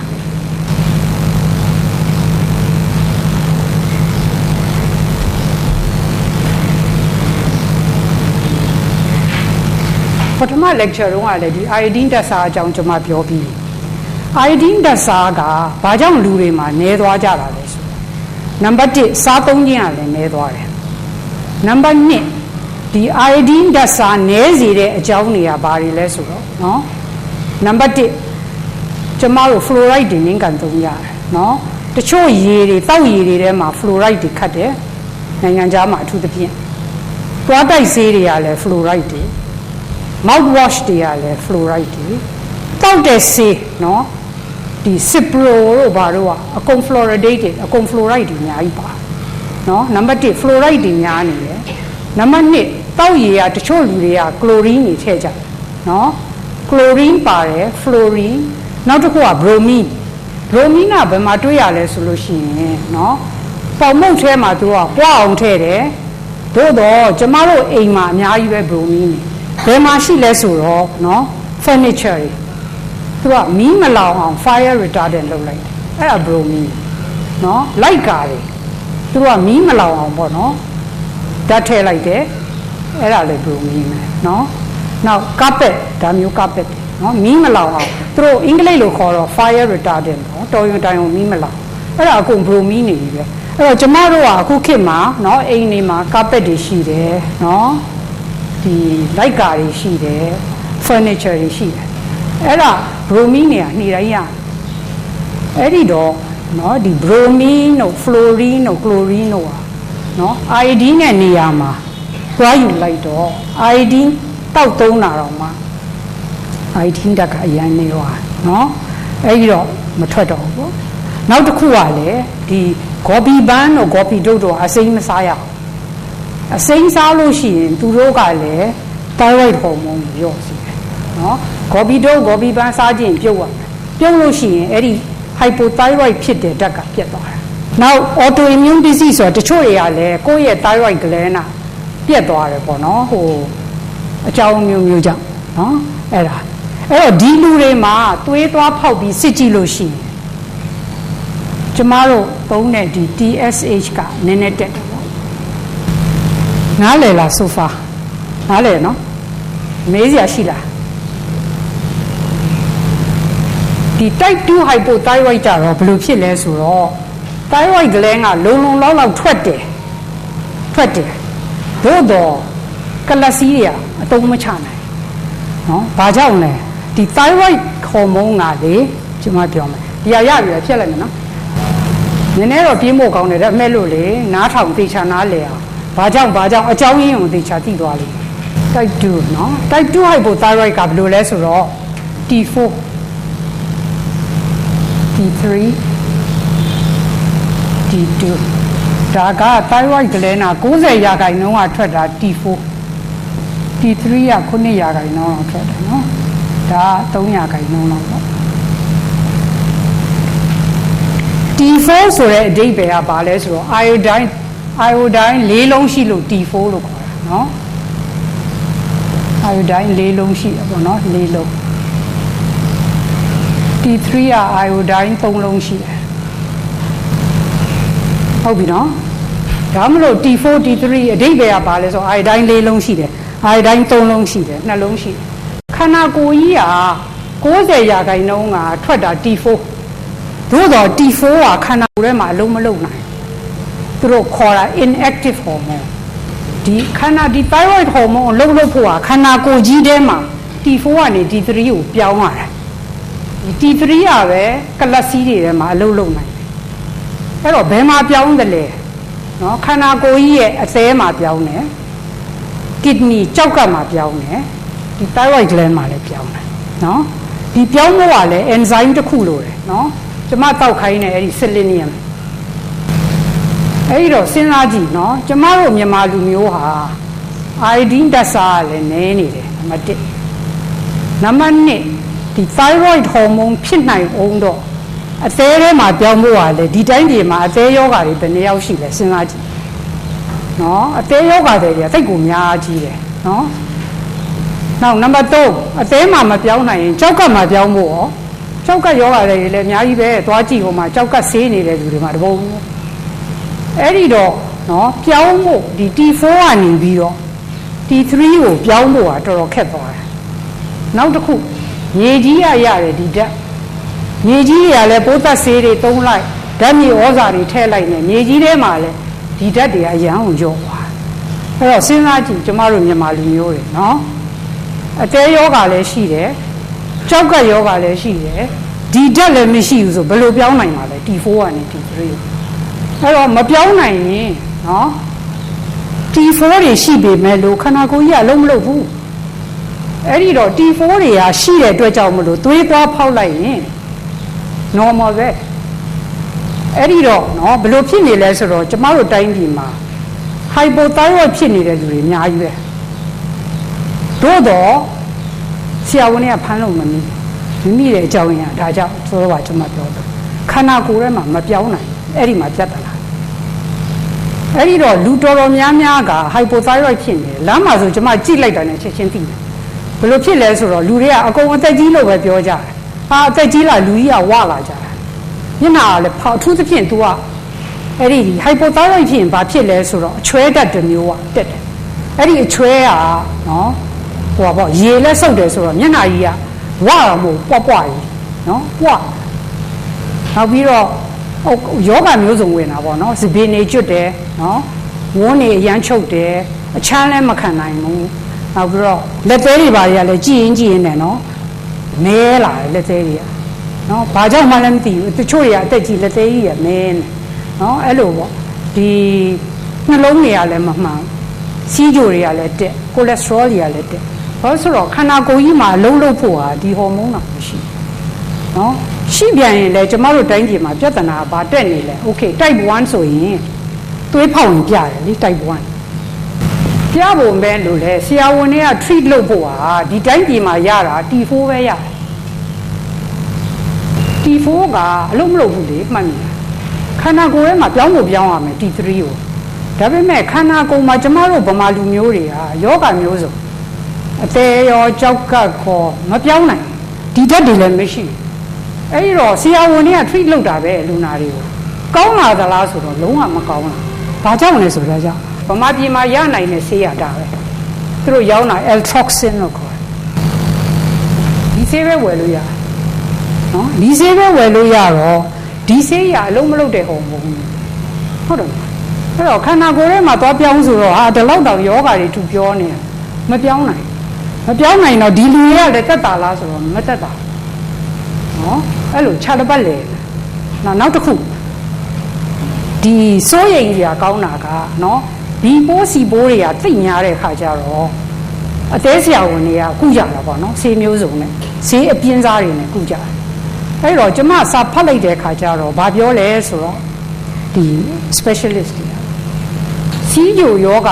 လုံးဝကောင်းကောင်းထိန်းလို့မရတဲ့လူတွေရဲ့တဲ့ hypothyroid သမားတွေကိုဒီဆေးပေးလို့မရဘူး။ဘာလို့ဆို hypothyroid ဖြစ်လို့ရှိရင်နော်ကို thyroid ကမကောင်းလို့ရှိရင်ဟိုဟော်မုန်းဓာတ်နည်းနေလို့ရှိရင်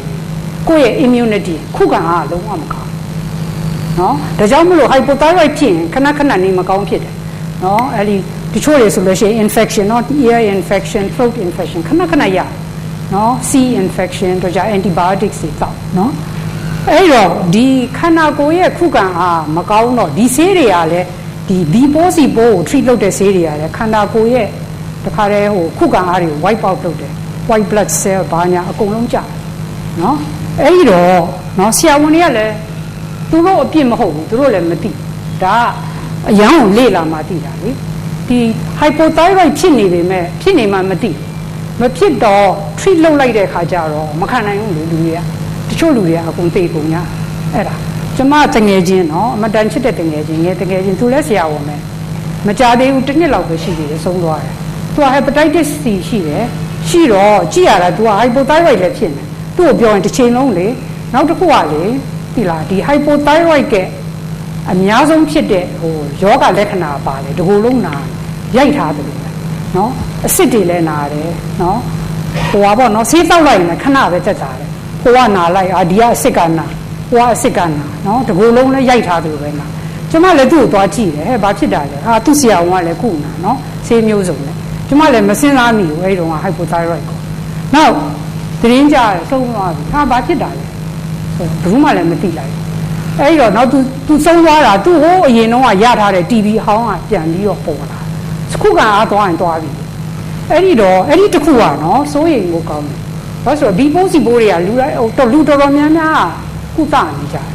ဒါပေမဲ့လို့သူတို့က hypothyroid ဖြစ်နေမှမသိလို့ရှိရင်အဲ့ဒါပြတ်တယ်နောက်တစ်ခုအရန်စိုးရိမ်ဖို့ကောင်းတာလေကျမတို့ဒီကိုယ်ဝန်ဆောင်တွေနော် hypothyroid ဖြစ်နေမသိဘူးနော်အထူးသဖြင့်တော်တော်ဆိုးတဲ့ hypothyroid ဆိုရင်မွေးလာမယ့်ကလေးကညံစင်မမီအဲ့တော့ the most common cause of mental retardation နော်ဒီညံစင်မမီတာအများဆုံးအကြောင်းရင်းကမိဟိုကိုယ်ဝန်ဆောင်တယ်မှာ hypothyroid ကမမိလိုက်အဲ့ဒီတော့စဉ်းစားကြည့်ကျမတို့တိုင်းပြည်မှာ hypothyroid တွေကဒါလောက်များနေရင်နော်ဒီမွေးလာတဲ့ကလေးတွေကလည်းညံစင်မမိဘူးဆိုရင်ကျမတို့တိုင်းပြည်ဘယ်လိုလုပ်ကြ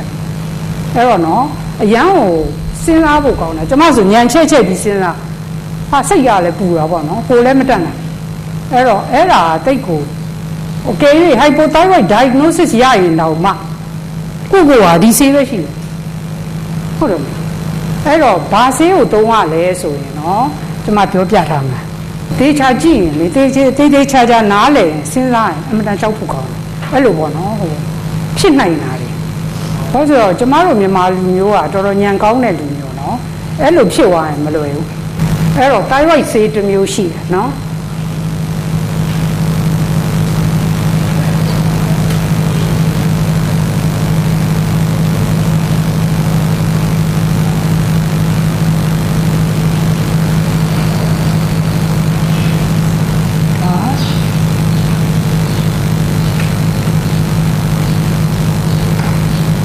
ဒီဆေးကိုနော်ဆေးသွင်းတဲ့လူတွေရှိရင်လည်းဒီဆေးသွင်းကြဘာလို့ဆိုတော့ဒါဒီဆေးသွင်းလို့ရှိရင်အဲ့ဒါတတိုင်းပြည်လုံးအတွက်ကောင်းတယ်ဒီ T4 နဲ့ T3 ဒီဆေးရမှာတကယ်အဲ့တော့တချို့တွေကလည်းစီးကြိုတွေထိန်းလို့မရဘူးဘလို့ပဲထိန်းမရဘူးဘာကြောင့်လဲဆိုတော့ဒါကြီးဟိုမှာတော့အကြောင်းရင်းကြီးဟိုမှာသွားပြီးတော့ correct မလုပ်တာအဲ့တော့ cholesterol တက်နေတဲ့လူဟာဆရာဝန်တွေကနင်းကန် cholesterol ချဆေးတွေပေး ဒါကိုနည်းနည်းပြန်ကြည့်လိုက်ဒါပေမဲ့လို့အဲ့ဒီပြဿနာကလေသူတို့ကသွေးပေါက်လိုက်ရင်ဟာ normal ဆိုရင် okay မ okay ဘူးလူနာကိုတေချာမေးသွေးပေါက် normal ပေမဲ့ကျမပြောတဲ့နော်ယောဂလက္ခဏာတွေရှိရင်နည်းနည်း semi treat လုပ်ကြည့်နော်လူနာကအရန်ကောင်းသွားလို့ရှိရင်တေချာနေနော်အဲ့တော့မီးတွေလည်းရှိတာပေါ့လေအဲ့ဒါအဲ့တခုနောက်တစ်ခုကဘာလဲဆိုတော့နော်ဒီဟော်မုန်းမှာဟိုကော်တီဆောအခုခေတ်မှာလူတွေကနော် stress တွေကလည်းတိတ်များဟာလူတွေကလည်းအလုပ်များနော်အလုပ်များတဲ့အပြင်ဟာအလုပ်တွေကလည်းများဟိုပြေးဒီပြေးနောက်ပြီးတော့နော်စိတ်ဖိစီးမှုတွေလည်းများကြတာပေါ့နော်အဲ့တော့ကြာရှည်စိတ်ဖိစီးမှုများရင်နော်ဒီဟော်မုန်းတစ်မျိုးကထွက်လာအဲ့ဒါဆိုလဲဒါကလည်းစီးကြိုတို့နော်ကိုလက်စတရောတို့အဲ့ဒါပြဿနာတွေပေါ့အဲ့တော့ဒီစီးကြိုဖြစ်တဲ့အကြောင်းရင်းကတော့အများကြီးပဲနောက်အရေးကြီးတဲ့တစ်ခုကဘာလဲဆိုတော့ပတ်ဝန်းကျင်အစိတ်များဒီပတ်ဝန်းကျင်မှာအစိတ်တွေကများလာရင်နော်လေထဲမှာပဲဖြစ်ဖြစ်ရေထဲမှာပဲဖြစ်ဖြစ်နော်အစားအသောက်ထဲမှာပဲဖြစ်ဖြစ်ခန္ဓာကိုယ်ထဲမှာအင်ဆူလင်ကကောင်းကောင်းအလုပ်မလုပ်နိုင်တော့သူကသွား block လုပ်ချတယ်အဲ့ခါကျရင်လေလူကြီးကဒီတိုင်းပဲစားတာပဲဘာမှလည်းမလုပ်ဖ ೇನೆ ဝါလဲဝါလာမယ်စီးကြိုတွေလည်းတက်တယ်အဲ့တော့ဒီပတ်ဝန်းကျင်စိတ်တွေကလည်းသိကြောက်ဖို့ကောင်းနော်နောက်တစ်ခုကခန္ဓာကိုယ်ရောင်ကိုင်းခြင်း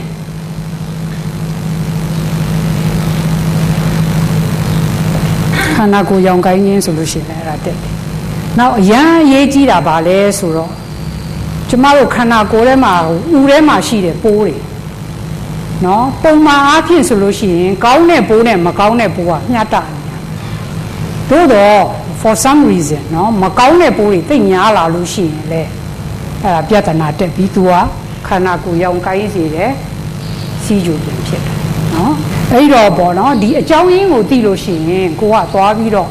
နော်အစားအသောက်လည်းချင့်ချင်ပေါ့ဒါပေမဲ့ခက်တာကျမပြောသလိုဒီ company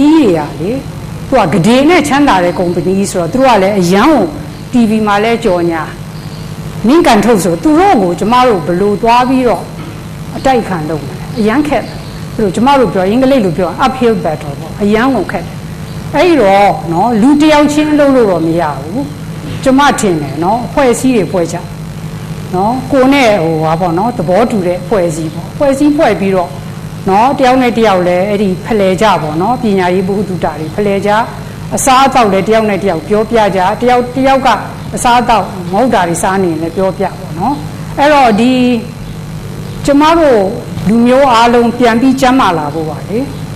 အစိုးရမှာလည်းတာဝန်ရှိတယ်လူတွေမှာလည်းတာဝန်ရှိတယ်နော်အစိုးရကတာဝန်ဘယ်လိုရှိလဲဆိုတော့ကျမပြောတယ်ဒီ toxins တွေအစိတ်တွေတော့သူတို့ policy change လုပ်လို့ရတယ်နော် policy change လုပ်ကိုလုပ်ရမယ်မလုပ်ရင်သွားလိမ့်မယ်ကျမတို့လူမျိုးမရဘူးဘာလို့ဆိုတော့ကျမအခုနောက်ပိုင်းဖတ်တဲ့စာတွေထဲမှာဒီ toxins တွေအရန်ဆိုးရရှိသမျှယောဂဖြစ်တယ် thyroid တွေလည်းဖြစ်နော်စီးကြိုတွေလည်းဖြစ်လူကြီးတွေကလည်းမတရားဝနော်မရအဲ့တော့ဒီလူတွေအစိုးရကြီးပဲတာဝန်ရှိတာလားမဟုတ်ဘူးလူတွေမှာလည်းတာဝန်ရှိတယ်ကိုယ့်အိမ်ကနေစပေါ့တန်တန်ရှင်းရှင်းနေအမိုက်တွေကိုရှောက်မပြစ်နဲ့သိရမလားရက်ွက်ထဲမှာအဲ့လိုပဲဖြည်းဖြည်းစရမှာမစလို့ကတော့လုံးဝမလို့ဒီမှာသိတယ်နော်အဲ့လိုဖြစ်မယ်အဲ့ဒါအဲ့တော့သူတို့တွေအခုဆေးရုံအစ်စ်တွေပါကြီးစောက်တာတော့ကောင်းပါတယ်နော်ဒီအရေးပေါ်လူနာတွေအတွက်ပေါ့လေနော်သို့တော်လည်းပဲဒီအရေးပေါ်လူနာမဖြစ်ရအောင်ဟိုပါပေါ့နော်နာရာရှည်ယောဂါတွေကိုမဖြစ်ရအောင်ကာကွယ်လို့ရှိရင်အရေးပေါ်ဆေးရုံသုံးစရာမလိုဘူးပေါ့အဲ့တော့အကောင်းဆုံးကလေကိုကျန်းမာအောင်လေနော်ဟိုမစားသင့်ဘူးဆိုတာသိရင်လည်းမစားနဲ့ဟုတ်တယ်မလားဒါပေမဲ့နည်းနည်းတော့ခက်တာပေါ့လေဒါပေမဲ့လို့ဒီလိုပဲလုပ်ရမှာစားဒီတိုင်းဆက်သွားရင်အကုန်လုံးဒုက္ခရောက်မှာသိကြအဲ့တော့လေမှတ်ထားခန္ဓာကိုယ်ကြီးကလေဘယ်တော့မှယောဂါကြီးကသူ့ဖတ်သူကြီးချာကြီးအဲ့လိုပေါ်လာတာမဟုတ်ဘူးခန္ဓာကိုယ်အတွင်းမှာနော်သူတို့ balance ဖြစ်နေတာ out of balance ဖြစ်သွားတယ်ဓာတ်တစ်ခုခုလိုနေပြီတစ်ခုခုချိုးတက်သွားပြီဆိုရင်ယောဂတစ်ခုဟာအကျိုးအနေနဲ့ပေါ်လာတယ်အဲ့တော့ဟုတ်ပါတယ် specialist တွေရှိတယ်နော်ငါကတော့နှလုံးပဲကုမယ်ငါကတော့အဆုပ်ပဲကုမယ်ငါကတော့အရေပြားပဲကုမယ်ငါကတော့ကြောက်ကပ်ပဲကုမယ်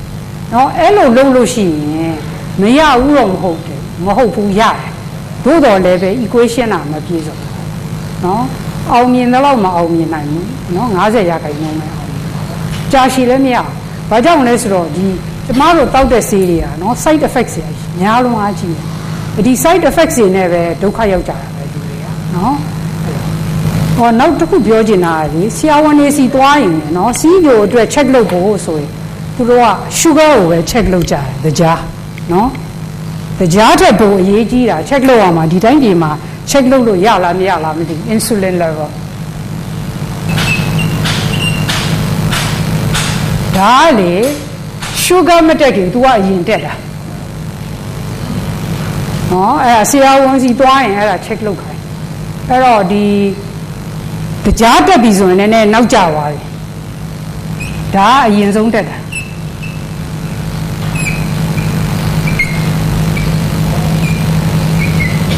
အဲ့တော့ကျမထင်တယ်ပေါ့နော်အခုမြန်မာပြည်မှာစီးကြိုတွေတအားများလာတာ factor စီကတော့အများကြီးပဲနော်တဘာဝအစိတ်တွေလည်းရမ်းများတယ်နော် hypothyroid ဖြစ်နေတယ်လူတွေကလည်းမသိဘူးနော်ဒီအစားအသောက်တွေကလည်းလုံးဝပြောင်းသွားတယ်အဲ့တော့အဲ့ဓာတွေနောက်ပြီးတော့ဒီ gut flora ပေါ့နော်ဒီဦးထဲမှာရှိတဲ့ကောင်းတဲ့ပိုးနဲ့မကောင်းတဲ့ပိုးရဲ့ balance ဟာလည်းပြတ်သွားတယ်အဲ့တော့ကိုကဓာတွေကိုသိရင်တစ်ခုစီကိုလိုက်ပြီးတော့ပိတ်ထားလို့ရှိရင်ဒီယောဂဖြစ်เสียအကြောင်းမရှိနော်ဒီ insulin ထိုးတဲ့လူတွေကလည်းအစားအသောက်ကိုသေးသေးချာချာဆင်ញင်လိုက်ရင်နော် insulin ကိုဖြုတ်လို့ရလူတွေကထင်တယ်နော်စီးတို့ပြင်သွားပြီးတစ်သက်လုံးကမသိမချင်းမဟုတ်ကိုမဟုတ်နော် control လုပ်လို့ရတယ်ဒါပေမဲ့ကိုယ့်ကိုယ်ကိုတော့မညာအောင်နော်သေးသေးချာချာ control လုပ်လို့ရှိရင်နော်တဖြည်းဖြည်းနဲ့ insulin နဲ့ဖြတ်လို့ရမယ်ဒီဆေးတွေပါကျွန်မပြောလို့ရုပ်တရက်ကြီးသွားမဖြတ်ကြနဲ့နော်ဒါဖြည်းဖြည်းဖြတ်ရမှာအဲ့တော့ဒီ insulin ကလည်းအမတန်မှခန္ဓာကိုယ်ကိုရောင်ကိုင်းစီဒီ insulin ကြောင့်ကိုဒါမှမဟုတ်လေဒီစီးကြိုသမားဟာ insulin စပြီးထိုးပြီးဆိုတာနဲ့အဲ့ဒါပြဿနာပဲ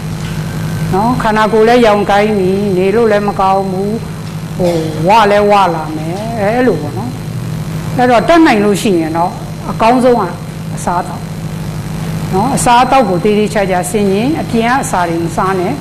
နော်ပိုးတွေကိုဒီ probiotics ဆိုတာဝယ်လို့ရဒီမှာဝယ်လို့ရတယ်အဲ့ဒါကိုမှန်တောက်ကြနော် probiotics ကဆေးမဟုတ်ဘူးကောင်းတဲ့ပိုးတွေကိုပြန်ထည့်ပေးခန္ဓာကိုယ်ထဲမှာကောင်းတဲ့ပိုးတွေကလေဘယ်လောက်ထိကောင်းလဲဆိုတော့ तू ကခုခံအားနော်ဟိုခုခံအား2မျိုးရှိတယ်လေခန္ဓာကိုယ်မှာ antibody တွေဒီခန္ဓာဒီကောင်းတဲ့ပိုးတွေက80%သော antibody တွေကဒီကောင်းတဲ့ပိုးတွေကထွက်တာဒီဦးထဲမှာနော်ကျမတို့ဦးထဲမှာ80%ကျမတို့ခုခံအားနော်ခုခံအားရာခိုင်နှုန်း80%ကဒီဦးကလာတာနော်ဦးကိုထင်မသိနဲ့ဦးကလေရမ်းကိုသူကအလုံးလုံးတာ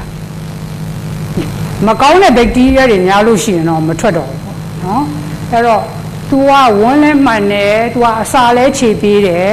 နော်ဒီ antibody တွေခုခံအားတွေလည်း80%လောက်ထုတ်တယ်အဲ့တော့တော်ရုံတန်ရုံနေမကောင်းရင်အဲ့ဒီ probiotics တောက်ရင်တော့မဆိုးဘူး natural ခုခံအားတက်တာအဲ့တော့ probiotics ဒီမှာဝယ်လို့ရတယ်နော်အဲ့ဒါလေမှန်ဝယ်ပြီးတောက်ကြအဲ့တော့လေဟိုအကောင်ရေကိုကြည့်ပေါ့နော်အကောင်မျိုးပါရမယ်နော်တမျိုးတည်းလည်းမဟုတ်ဘူးအမျိုးပါ10-20 billion နော်အဲ့ဒါမှန်တောက်ပြီတော်ရုံတန်ရုံကျမလည်းစမ်းပြီးပြီတော်ရုံတန်ရုံနှာစီးရယ်နေမကောင်းခြင်းဘူးဆိုရင်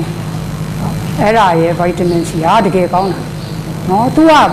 ခန္ဓာကိုယ်ရဲ့ natural immunity ပေါ့သဘာဝခုခံအားကိုတက်လာအဲ့ဒါမေးစရာရှိလား so far ဟောဒင်းဂျင်အကြောင်းပြောမယ်ဒင်းဂျင်မှာကလည်း probiotics တွေပါတယ်သို့တော့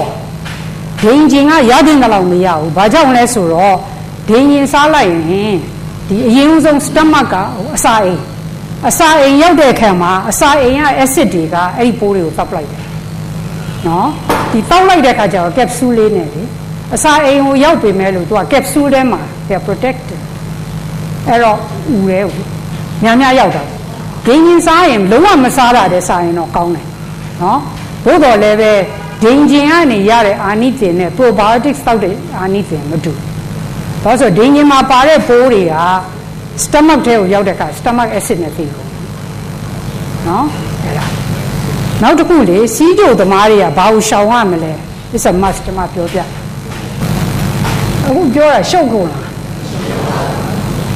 နည်းနည်းတော့ပါပေါ့နော်ရှုပ်တယ်ကနားလေရစီးကြိုသမားတွေက gluten ဆိုဘာလဲဆိုတော့ပြောပြမယ်နော်G နဲ့နွားနို့လူတွေကလေနွားနို့အရန်တောက်ကြတယ်နော်ဘာကြောင့်လဲဆိုတော့အားရှိတယ်မဟုတ်ဘူးနော်အားကနွားနို့နဲ့မဆိုင်ဘူးနွားနို့မှာပါတဲ့ protein တွေကလေအထူးသဖြင့်ကိုယ်နဲ့မတည့်ဘူးဆိုရင်ခန္ဓာကိုယ်တအားရောင်ကိုင်းစေကိုကခန္ဓာကိုယ်လုံးဝမရောင်စေခြင်းဂလူတင်ဆိုတာဘာလဲဆိုတာဟိုပါဘောနော်အစားအသောက်မှာပါတဲ့အဆီဓာတ်တစ်မျိုးနော်သူက protein အဆီဓာတ်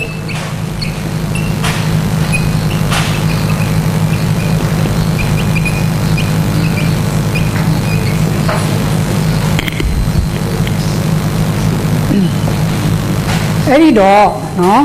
ဒီဂလူတင်ကလည်းနော်တချို့မတဲတဲ့လူတွေမှာအရန်ခန္ဓာကိုယ်ရောင်ကိုင်းနေတယ်အဲ့တော့ခန္ဓာကိုယ်ရောင်ကိုင်းတာကျမတို့ကလုံးဝမလုပ်ချင်ဘူးနော်အဲ့ဒီနှစ်ခုကိုမယုံရင်ရှောင်ကြည့်စီးကြိုသမားတွေအရန်ကိုကောင်းသွားလိမ့်မယ်ဒါကိုရှောင်တာနဲ့ပဲနော်ဒီဟုတ်တယ်ဂလူတင်ထဲမှာဘာတွေပါလဲဘာတွေမပါဘူးလဲဆို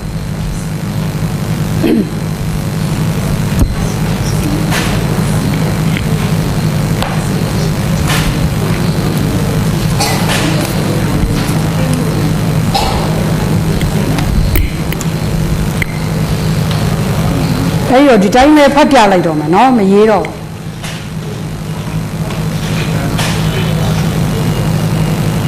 ကျမတို့လေမြန်မာတွေသိကြိုက်တယ်လေရွှေကြီးမှုန့်သိရမလားအဲ့မှာဂလူတင်တွေအများကြီးပါတယ်နော်ရွှေကြီးနော်ရွှေကြီးနဲ့ပတ်သက်တာဒါစီးကြိုသမားတွေပေါ့နော်ဒါပေမဲ့လို့လေကျမထင်တယ်စီးကြိုတွေမကဘူးလူတိုင်းရှောင်နိုင်ရင်ပိုကောင်းတယ်ဘာကြောင့်လဲဆိုသူတို့နောက်ပိုင်းတွေ့တာဒီဂလူတင်ဓာတ်ကလေဒီဟိုအုံနောက်နဲ့အာယုံကြောယောဂါတွေအများကြီးဖြစ်တယ်လူတွေကမသိဘူးအဲ့တော့ဒီစာအုပ်ကလည်းဟိုအမေရိကန်မှာအရန်ကိုထင်ရှားတဲ့ neurologist တယောက်ကရေးတာအုံနောက်နဲ့အာယုံကြောဆရာဝန်ကြီးကတချို့တွေဆိုလို့ရှိရင်လေဟိုဟာပေါ့ botox တွေပါကြီးထိုးရတယ်ဟိုဟာဖြစ်နေတောက်နေလေဟိုဟာမလုပ်လို့မရဘူးအဲ့မှာကလေးလေးတယောက်ရှိတယ်သူ့ကိုလာပြတယ်ဟာဆေးတွေကလည်းမျိုးစုံ botox တွေထိုးသူဘာလုပ်လဲဆိုအဲ့ဆရာဝန်ကလေဒီဟာကိုမစားနဲ့ဖြတ်လိုက်တဲ့နေ့ကတစ်ချက်တည်းကောင်းသွားနော်အဲ့ဒါတွေကလည်းပြန်စဉ်းစားကြည့်ရင်လေဟာမယုံငါလည်းမယုံပေါ့နော်ပြန်စဉ်းစားကြည့်ကိုယ့်အတွက်ဘာအရှုံးရှိလဲဘာဆေးမှလည်းတောက်ရတာမဟုတ်ဘူးဒီအစားလေးကိုရှောင်လိုက်လို့ကိုယ့်ယောဂါကြီးအဲ့လိုကြီးပျောက်သွားရင်ဘယ်တော့ကောင်းနော်အဲ့ဒီတော့ကျမတို့မြန်မာလူမျိုးတွေကံကောင်းတာစံမှာမပါဘူးနော်ထမင်းစားလို့ရဒါပေမဲ့နော်ခောက်ဆွဲမှာကလေစံခောက်ဆွဲရှိတယ်ဂျုံခောက်ဆွဲရှိတယ်ဂျုံခောက်ဆွဲမှာအများကြီးအဲ့တော့ခါကြရင်တွားရင်မေးတယ်မလားလူတွေကစံခောက်ဆွဲစားမလားဂျုံခောက်ဘာစားမလဲစံခောက်ဆွဲဂျုံခောက်ဆွဲစားလို့မရအောင်နော်နောက်ကျမတို့အခုသိကြိုက်နေတဲ့ wheat ဟာလူတွေကထင်တာပေါ့နော် wheat bread ပေါင်မုတ်အညိုကျမလည်းအရင်တော့မသိဘူးနော်အခုမှသိလာတယ်ပေါင်မုတ်အညိုစားရင်လူတွေကထင်တယ်အရန်ချမ်းပါအရန်ဆိုးတာအမှန်ဆိုရင်ဘာကျမလည်းအရင်တော့မသိဘူးစာဖတ်ပြီးတော့အာဒီလိုပါလားဆိုသိသွားတယ်အရင်တော့ဟိုးရှေးတော့ထုတ်တယ်ပေါင်မုတ်အညို wheat bread အခုထုတ်တယ်ပေါင်မုတ်အညိုနဲ့လုံးဝ quality ကမတူတော့ဘူးဘာကြောင့်လဲစောစောအတိုင်းပဲစားတောက်ကုမ္ပဏီတွေကမျိုးတစ်မျိုးနဲ့ဆက်ကောင်းတဲ့ကောင်းအောင်ဆိုပြီးရှောက်လုပ်ရင်းနဲ့နောက်ပိုင်းထွက်တဲ့ wheat တွေကဒီ gluten တွေအရမ်းများအဲ့တော့ तू ကပြောတယ်ဒီပေါင်မုတ်မျိုးတစ်ချက်ကကြားတစ်စွန်းရယ်နောက်ကင်ဒီဘာတစ်ခုရယ်နော်ငပြောဒီတစ်လုံးရယ်ကြည့်ရွေးကြဘယ်ဟာကကိုယ့်အတွက်ဥပအများဆုံးလဲဥပအများဆုံးလဲဆိုတာစားပြီးရင်ကြားချက်ချင်းတက်သွားတာလေလူတွေကရွေးကြတာပေါ့နော်ကြားနော်ကင်ဒီဘာဘနာနာမဟုတ်ဘူးနော်အဆုံးဆုံးက wheat bread အဲ့တော့ကျမလည်းမသိဘူးစားတာပဲဟာကောင်းနေကောင်းအခုမှဒီလိုပါလဲအဲ့ဒါဘာမှမဟုတ်ဘူးဒီကုမ္ပဏီကြီးတွေကလုပ်လိုက်တာလေအဲ့လိုဖြစ်ကုန်တာအကုန်လုံး တတိုင်းပြည်လုံးမြန်မာတပြည်လည်းမဟုတ်ဘူးတတိုင်းပြည်လုံးပြောင်းဆန်နေတာနိုင်ငံခြားမှာလည်းအရန်ဆိုးတာပဲလူတွေကအဲ့လိုဖြစ်နေအဲ့တော့ကဲဟိုနေ gluten ပါတဲ့ဟာတွေကဘာတွေလဲဆိုတော့ပြောတယ်ရွှေကြီးနော် wheat ဆိုတာပေါ့ဟိုပါပေါ့ဂျုံနော်ဂျုံကြမ်းနောက်ပြီးတော့ဟိုပါပေါ့နော်ဘာလီဆိုတာသိလားဘာလီဆိုတာဒီမှာတော့သိမစားပါဘူးထားလိုက်ပါနောက်ပြီးတော့ cereal လေလူတွေကအခုရောင်းနိုင်မလားဟိုစစ်တီမတို့ပါတော့မှာ cereal တွေမှာလည်းအများကြီးပါတယ်နော် gluten တွေနောက်ပြီးတော့ဟိုဟာလေဟိုကျက်စီတို့ဘာတို့အခုဟာလေလုတ်ပြီးသားတွေရောင်းနိုင်မလားယူရီးယားလာတာဘာညာဘူလီယွန်တွေလေဟင်းကြိုတွေကိုထည့်လိုက်တာလေတက်တော့အမုံအောင်ပေါ့အရေတွေလည်းအောက်တယ်အဲ့ဒီအမုံလို့အရေတို့အဲ့ထက်မှအများကြီးပါတယ်နော်အဲ့တော့ဟိုစီးကြိုသမားတွေနဲ့လုံးဝမရအောင်နောက်ပြီးမပါတာ arrow root ဆိုတာအာဒါလွတ်မှုန့်နဲ့မှမပါဘူးနော်ကွန်ပြောင်းမှုထဲမှာလည်းမပါဘူးဆက်ဆန်ထဲမှာလည်းမပါဘူးအာလူထဲမှာလည်းမပါဘူးဟို soybean ထဲမှာလည်းမပါဘူးနော်တာဘူးထဲမှာလည်းမပါဘူးနော်အဲ့တော့အကောင်းဆုံးကလေဟိုပါပဲစား vegetable တွေစားနော်များစားထမင်းကိုစားတော့စားဒါပေမဲ့ထမင်းကလည်းစားပြီးရင်တော့ကြားတက်တာဟုတ်အဲ့တော့ကြားတက်ဖြည်းဖြည်းတက်အောင်ဘာလုပ်ရမလဲဆိုရင်ထမင်းစားပြီးတာနဲ့အရွက်တွေခြေပြီးတစ်ခါလေးတောက်ဒါမှမဟုတ်ကျမပြောတာထမင်းစားပြီးမှတောက်ထမင်းစားပြီးတော့မှတောက်ဆိုအဲ့ဒီ reason နဲ့ပါတယ်နော်သူကကြားတက်ကကြတယ်နောက်ပြီးထမင်းစားပြီးတော့ဒါကိုတောက်လိုက်ရင်ထမင်းကကြားတက်ကိုသူကသွားဘိုင်းလုပ်လိုက်တယ်လေအရွက်တွေက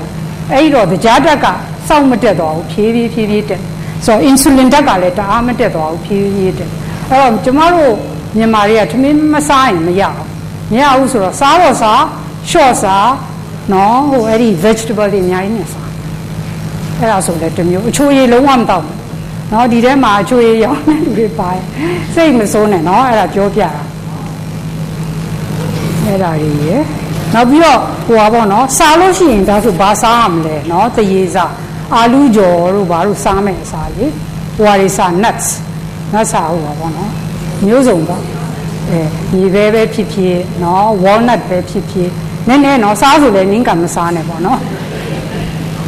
နောက်လေလူနဲ့တဲ့တာပါလေနေကြစီအရန်တဲ့နေကြစီဖယုံစီစားအဲ့ဒါအရန်တဲ့နောက်တစ်ခုကလေဟိုဟာပြောမယ်စီသုံးတာလေပဲစီ soybean oil vegetable oil သူက omega 6 fats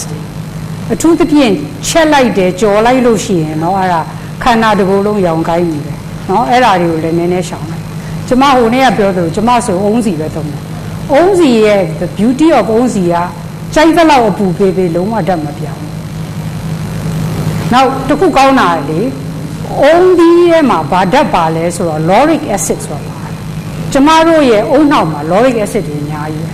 အဲ့တော့နောက်ပိုင်းသူတို့ပြောတာကအုံးဒီများစားအုံးတို့များတောက်အုံးတို့များစားအုံးစီစားအဲ့ lauric acid တွေကအရန်ကောင်းတယ်ဘလို့ပဲအပူပေးသူကလုံးဝဓာတ်မပြောင်းဘူး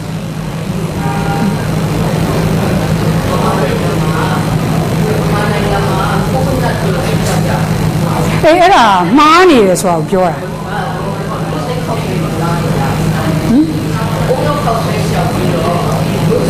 ာအဲ့ဒါပို့ဆိုးတယ်အရန်ပို့ဆိုးတယ်ကျမပြောမယ်အုံတော့ခောက်ဆွဲဟုတ်တယ်လူတွေကလေနှုတ်စိမ်းခောက်ဆွဲနေနဲ့ချက်ကြရနော်အုံတော့နဲ့ချက်ပါအုံတော့ကလူနဲ့အရန်တဲ့ပါတယ်နော်နှုတ်စိမ်းကအရန်ပို့ဆိုးတယ်အုံးနဲ့စားပြည့်ဟုတ်ဟောနောက်တစ်ခုလေအဲ့ဒီဟာလေနော်တတိယလို့ပြောမယ်ဒီလူတွေကလေ fat ကိုသိကြောက်ကြတယ်နော်အရင်တော့ဒါမှမဟုတ်ကြက်ကြပြီး low fat no fat ဆိုပြီးတော့ carbohydrate တွေနင်းကန်စားကြတယ်နော်အဲ့ဒီဟာစားပြီးတွေကအကုန်ဒုက္ခရောက်တာပဲလူတွေကလည်းဝလာကြတယ်ယောဂါလည်းမျိုးစုံအခုသူတို့ကသေးသေးချာချာပြန်ပြီးစစ်လိုက်တဲ့ခါကျတော့အစီကကိုယ့်အတွက်ကောင်းတယ်အထူးသဖြင့်ကောင်းတဲ့အစီတွေနော် omega 3နော်ဒီဟိုပါပေါ့ကောင်းတဲ့အစီတွေရှိတယ်လေ olive oil monounsaturated အဲ့ဒါတွေကပိုကောင်းတယ်အစီကလေလူဒုက္ခမပေးဘူးကျမဟိုကကြားစားမလားအစီစားမလားဆိုအစီပဲစားနော်ကြားကအဆိုးဆုံးခန္ဓာကိုယ်ထဲမှာ cholesterol တက်တာခန္ဓာကိုယ်ထဲမှာ triglycerides တွေတက်တာကြားတက်တာ နော်ကင်ဆာတွေဖြစ်တာလူကြီးတအားကြီးဝလာအကုန်တရားတတ်ကြဖက်ကြောင်မဟုတ်ဘူးနော်တရားဖက်ကိုမကြောက်နဲ့ရှင်းတော့လူကြီးတွေချက်လိုက်တာမှဝက်စီတွေနဲ့ဘာမှမဖြစ်ဘူးအဲ့တော့အခုနောက်ပိုင်း thinking ကနော်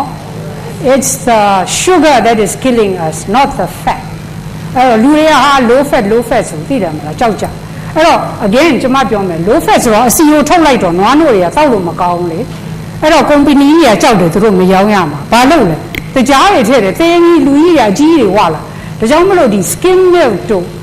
2% တို့ဘာလို့တောက်ကြည့်ချိုးနေတယ်တရားတွေထည့်တယ်သူတို့တွေကဘာလို့ဆိုတော့သူတို့ဓာကြီးကိုထုတ်လိုက်ပြီးတရားမထည့်သူတို့မရောင်းရတော့ဟုတ်တယ်မလားအဲသူတို့ပဲအကုန်လုံးကိုတတ်နေတယ်ကဲမေးစရာရှိလားဗာမေးစရာရှိဂလူတင်ကိုရှောင်ကြည့် weight လည်းကျသွားမယ်စီးကြိုလည်းထိန်းလို့ရမယ်အဲ့ဒီဂလူတင်ကအရန်ဆိုးတယ်နားနဲ့ကောင်းတယ်နားစီကတလောက်မဆိုးပဲစီကဆိုးတယ်လူတွေကဒီမှာနော်ပဲစီကတကယ်ဆိုးတာ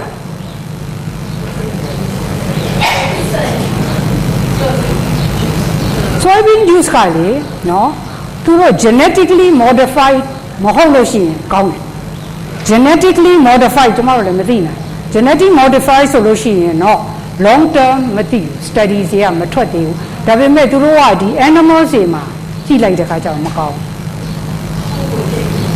ကိုကျအဲ့ဘော beans က genetically modified မဟုတ်ဘူးဆို okay မေးစရာရှိလားမေးစရာရှိ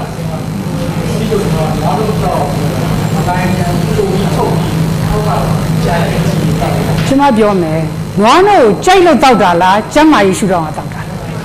no နွားနို့တဲ့ကောင်းတာတွေအများကြီးရှိတာနွားနို့ထဲမှာပါလဲပြန်စဉ်းစားကြည့် protein ပါမယ် fat တွေပါမယ် fat တွေက saturated fat တွေလေမကောင်းတဲ့ fat တွေဟုတ်တယ်မလားဘာဖြစ်လို့မကောင်းတဲ့ fat တွေကိုကွာထိုင်တောက်မှာလဲဟုတ်တယ်မလားဘာလို့ဆိုတော့ဒီ calcium ကလည်းဒီလောက်ကြီးမဟုတ်ပါဘူး calcium ကဒီ broccoli စားရင်လည်း calcium ရတယ်ဒါပေမဲ့အဲ့ဒါကိုမယုံရင် short ကြည့်ကြ gluten ကိုရှောင် all the ဒီဟိုပါပေါ့နော်ကျုပ်ကြတော့စားလို့ရတယ်နော်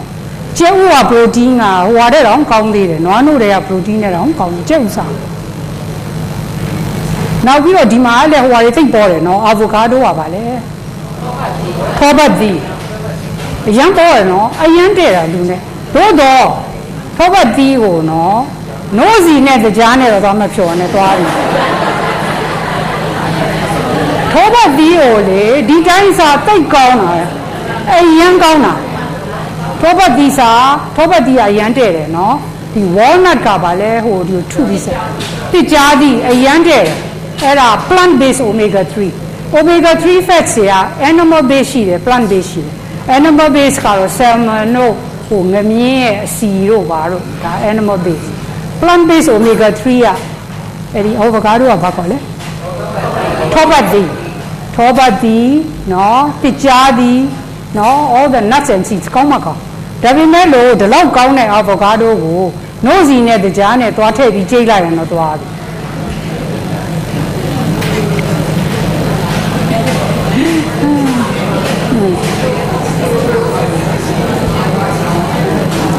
osteoporosis ကလေအယိုးပါတာနော်အယိုးပါတာလူတွေထင်တော့ calcium နည်းလို့ဖြစ်တာအဲ့ဒါလည်းမဟုတ်ဘူးနော်အဲ့ဒီ concept ကမှားနေဒီဟိုပါပေါ့နော် osteoporosis ဖြစ်တာခန္ဓာကိုယ်ကြီးမှာအရန် acid ဖြစ်နေ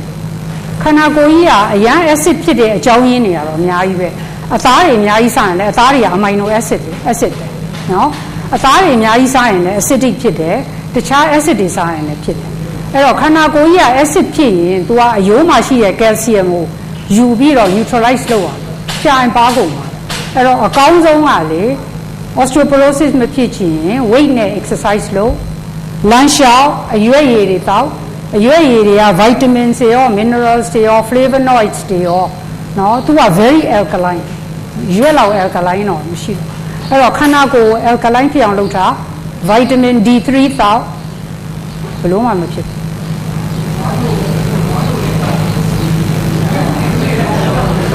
နွားနို့တစ်ခွက်ကြီးတောက်မှာ calcium ဘယ်လောက်ရမှာလဲ ယ်လ်ဆီယမ်လိုချင်လာအောင်မှာဘရော့ကိုလီသွားစား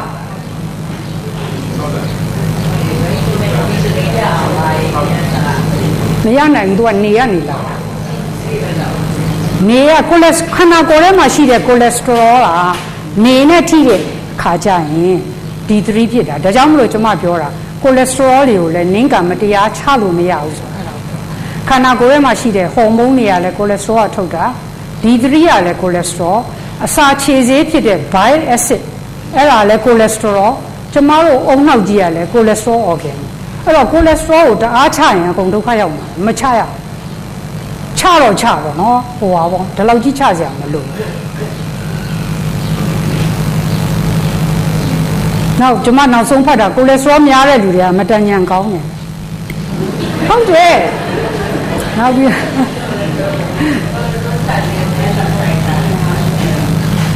ဒါမှမဟုတ်ပေါ့အဲ့လိုဖြစ်နေတယ်လေဒါက trend อ่ะအဲ့လိုဖြစ်တယ်ဒါပေမဲ့ကိုလက်စတရောကနော်တန်ကြီးမတက်သွားရင်လုံးဝဥပမပေး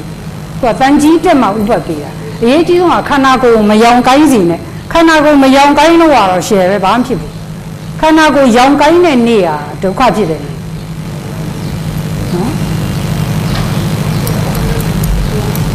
ကိုလက်စတရောပဲကြောင်းနေရတယ်ဒီပိတ်ချဖို့ဒီပိတ်တာပြီးဒါပေမဲ့ဒီဘက်ကလည်း experience တော့ပါတယ်ဆိုရင်ဘယ်လိုများကြာတော့ဖြစ်ဖြစ်ဘယ်လိုလဲကိုလက်စတရောဘာတဲ့မှာကိုလက်စတရောများလို့ရှိရင်များဒီပိတ်တာလီပီတော်ဒါပေမဲ့အခုလိုဒီကြီးရတယ်ဒါကိုလက်စတရောပဲဒါကလည်း experience တော့ကိုတက်ကလည်း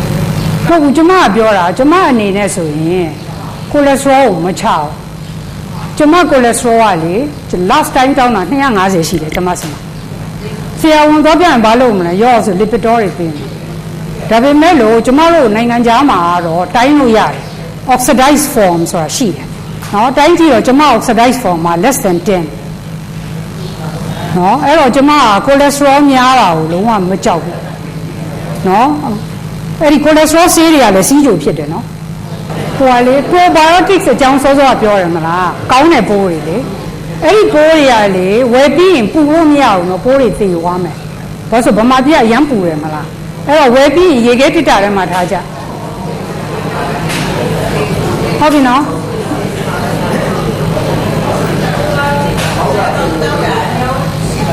ဒီနေ့တလုံးနဲ့ဘယ်ဟာလဲလူတိုင်းတောက်လို့ရတယ်နောက်ပြီးတော့ဟိုဟာဒီမှာလေစားအောင်စီတွေကကျမတော့မသိဘူးလေဘယ်လိုဟာမျိုးရောင်းလဲဘယ်လို quality လဲမသိဘူး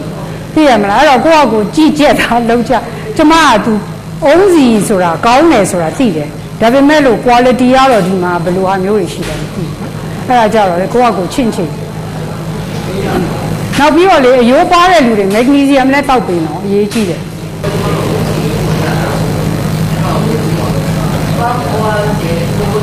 နှစ်ခုလုံးကောင်းတယ်အဲ့ဒီနှစ်ခုစလုံးက heat stable ဖြစ်ဆုံးတယ်ဟာရမ်းဘက်အဲ့ဒါလည်း gluten တွေပါတယ်နောက်တစ်ခုပြောမယ်နော် hypothyroid ဖြစ်လားမဖြစ်လားလေကိုယ့်ဘက်ကိုစမ်းရင်လေမနေ့အိယာထခြင်းနော်သွားမတိုက်ခင်မလှုပ်ခင်ဒီ thermometer ကိုဂျိုင်းအောင်မှာထား9မိနစ်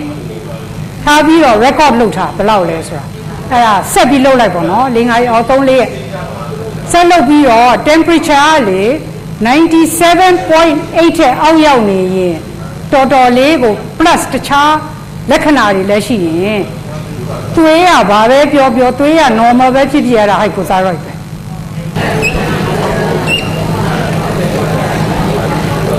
နောက်ပြီးတော့လေ hypothyroid ရဲ့လက္ခဏာတွေပြောပြမယ်နော် okay ခေါင်းကနေစမယ်သပင်ကိုကြည့်ရင်သပင်တွေကျွတ်တယ်ထိတ်ပြောင်လာတယ်နောက်ပြီးတော့တချို့လူတွေကြတော့လေသပင်တွေကကျန်းလာတယ်နော်နောက်တစ်ခုလက်သေးတွေပါလေကြည့်ရင်လက်သေးတွေကလေဟိုအစင်းတွေဖြစ်လာတယ်နောက်ပြီးတချို့တွေကြတော့လေလက်သေးကပန်းအောင်မဟုတ်တော့ဘူးညိုပြီးတော့လေမဲလာတယ်လို့နော်နှစ်နောက်မျက်ခုံးမွေးတစ်ဖက်တဝက်ပြောင်းသွားလို့ရှိရင်အဲ့ဒါအယံကိုထင်ရှားတယ်မျက်ခုံးမွေးနော်နောက်ပြီးတစ်ချိန်လုံးချမ်းနေတယ်ဘလောက်ပဲပူကိုကချမ်းနေတယ်နောက်မနေ့အိယာထားရင်လေ မထနိုင်ဘူးတော်တော်နဲ့နှောနေတယ်နောက်ပြီးတော့ဟိုက brain fog ပေါ့နော်ဟိုကမ clear မဖြစ်ဘူး thinking တွေကနော်နောက်ခန္ဓာကိုယ်ကနာနေတယ်တယောက်နဲ့တယောက်မတူဘူးနော်ဒါလူတိုင်းဓာကြီးပဲရှိရမယ်လို့ပြောတာမဟုတ်ဒီခန္ဓာကိုယ်ကအသားတွေနာနေတယ်နောက်ပြီးတော့ joints တွေနာတယ်နော်နောက်ပြီးတော့ temperature လည်း low ဖြစ်နေတယ်ဝမ်းတအားချုပ်တယ်နော်နောက်ပြီးတော့ဒီဟိုမျက်နှာဖောတွတ်တွတ်ဖြစ်တယ်တခါလာကြရင်ဒီခြေထောက်တွေ ankle တွေကလည်းဖောတယ်နော် unexplained ပေါ့နော်ဟိုနှလုံးရောဂါလည်းမရှိဘူးအဲ့လိုကွာဖောတွတ်တွတ်ဖြစ်နေတယ်နောက် bike ကလည်းပူတယ် weight လည်းတက်တယ်မျက်နှာကြီးကလည်းအကြီးဖြစ်တယ်နော်အဲ့ဓာတွေရဲ့ temperature လည်းဒီရတဲ့အောက်ရောက်နေရင်လေသွေးစစ်တာတဲ့ပို့ပြီးတော့ကောင်းတယ်ဟောအရေးကုန်နေကြတော့လေအဲ့လိုပေါ့နော်အရေးပြားယောဂတွေလည်းဖြစ်တယ်အသားရမ်းချောက်တယ်နော်ဝဲနှင်းကူတွေဘာတွေဖြစ်တယ်တခါလေလည်းသမင်ပြူတွေဘာတွေဖြစ်တယ်နော်တခါလေတင်းတိတ်တွေရမ်းများလာဂျိုင်းထဲမှာဂျိုင်းအောက်မှာတိုင်းညနော်ဒါမဲ့ပြဿနာကလေဖြစ်တယ်ဆိုရင်ဆေးမရှိဘူးလေဟုတ်တယ်မလားအဲ့ရောလေကျွန်မပြောမယ်နော်ဆေးမရဘူးဆိုရင်တော့လုံးဝမတောက်တာတဲ့စာရင်တော့နော်ဒီဆေးတော့ရှိတယ် T4 ဘာလို့ hypothyroid ဖြစ်ရင်လူကယောဂမျိုးစုံဝင်ပြီလေစီးကြိုဖြစ်မယ်ဝေးတိုးဖြစ်မယ် cholesterol တွေတက်မယ်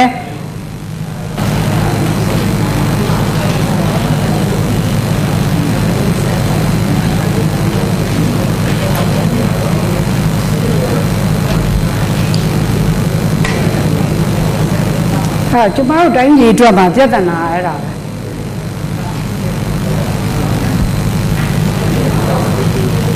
ကျွန်တော်ဒီရှုပါပီကျမ်းမာရေးဖောင်ဒေးရှင်းအနေနဲ့နေခီးသွားတဲ့ခါကျရင်ကျွန်တော်ကလည်းကျမ်းမာရေးတော့ဆောက်ရှောက်ပါတယ်သို့တော်လည်းလူက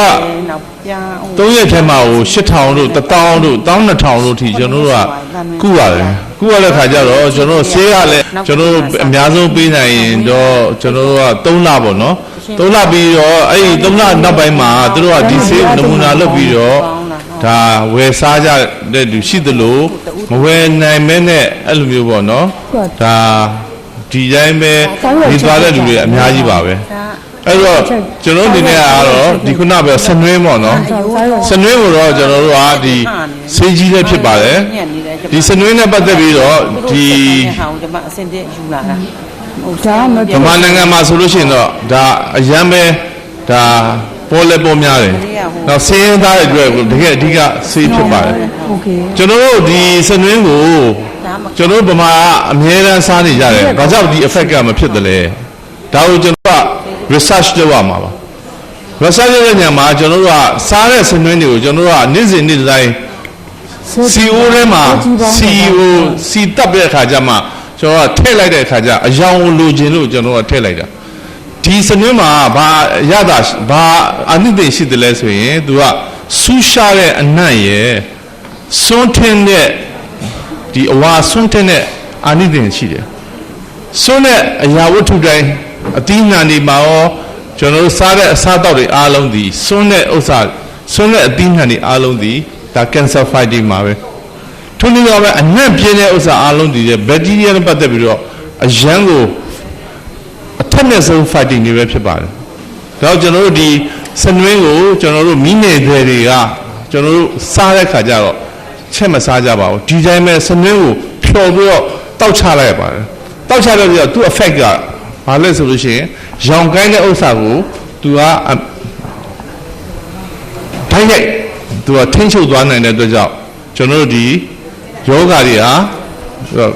ကျွန်တော်တက်တာသွားတဲ့သဘောရှိပါတယ်ဆိုတော့ကျွန်တော်ငငယ်တော့ဆိုလို့ရှိရင်ကျွန်တော်ခွေးကလေးကြောင်လေးတွေခြေထောက်ခောက်သွားတယ်ဆိုလို့ရှိရင်ဒီစနွင်းကိုကျွန်တော်တို့နှမ်းစီလေးနဲ့လိမ့်ပြီးတော့ခြေထောက်ကိုပတ်တီလေးစီးပြီးတော့တရက်ဆိုရင်နောက်နေ့ကျရင်အယောင်ကိုင်းလုံးဝမရှိတော့ဘူးအကောင်းမတိဖြစ်သွားတာကိုကျွန်တော်တွေ့ရမှာဖြစ်ပါတယ်ထို့နည်းလည်းကောင်းပဲမိဖို့ကြောင်မှာကျွန်တော်တို့ကဓာလေးထိသွားတယ်ဆိုလို့ရှိရင်ရှသွားရင်စနွင်းကိုတိတ်ထက်လိုက်ရင်ပဲနောက်နေ့ကျရင်ရောင်ကိုင်းခြင်းမရှိဘဲနဲ့ကျက်သွားတာကိုကျွန်တော်တွေ့ရှိရပါမယ်ဒါကြောင့်ကျွန်တော်တို့ဒီကျမကြီးဖောင်ဒေးရှင်းသွားတဲ့ခါတိုင်းလဲကျ ကျွန်တော်တို့တကယ်ယောဂကြီးတွေဖြစ်နေတယ်နော်ယောဂတွေဖြစ်ပြီးတော့နော်စိတ်ညစ်နေတဲ့ဒီလူနာတွေတော်တော်များများကိုကျွန်တော်ဒီဆင်နွှဲနဲ့ပတ်သက်ပြီးတော့ပညာပေးပြီးတော့စားစေခဲ့ပါတယ်နော်တစ်ချက်ပေါ့နှစ်ချက်ကတော့ခဏဆရာမကြီးပြောတဲ့ဒီအရွက်တွေပါပဲ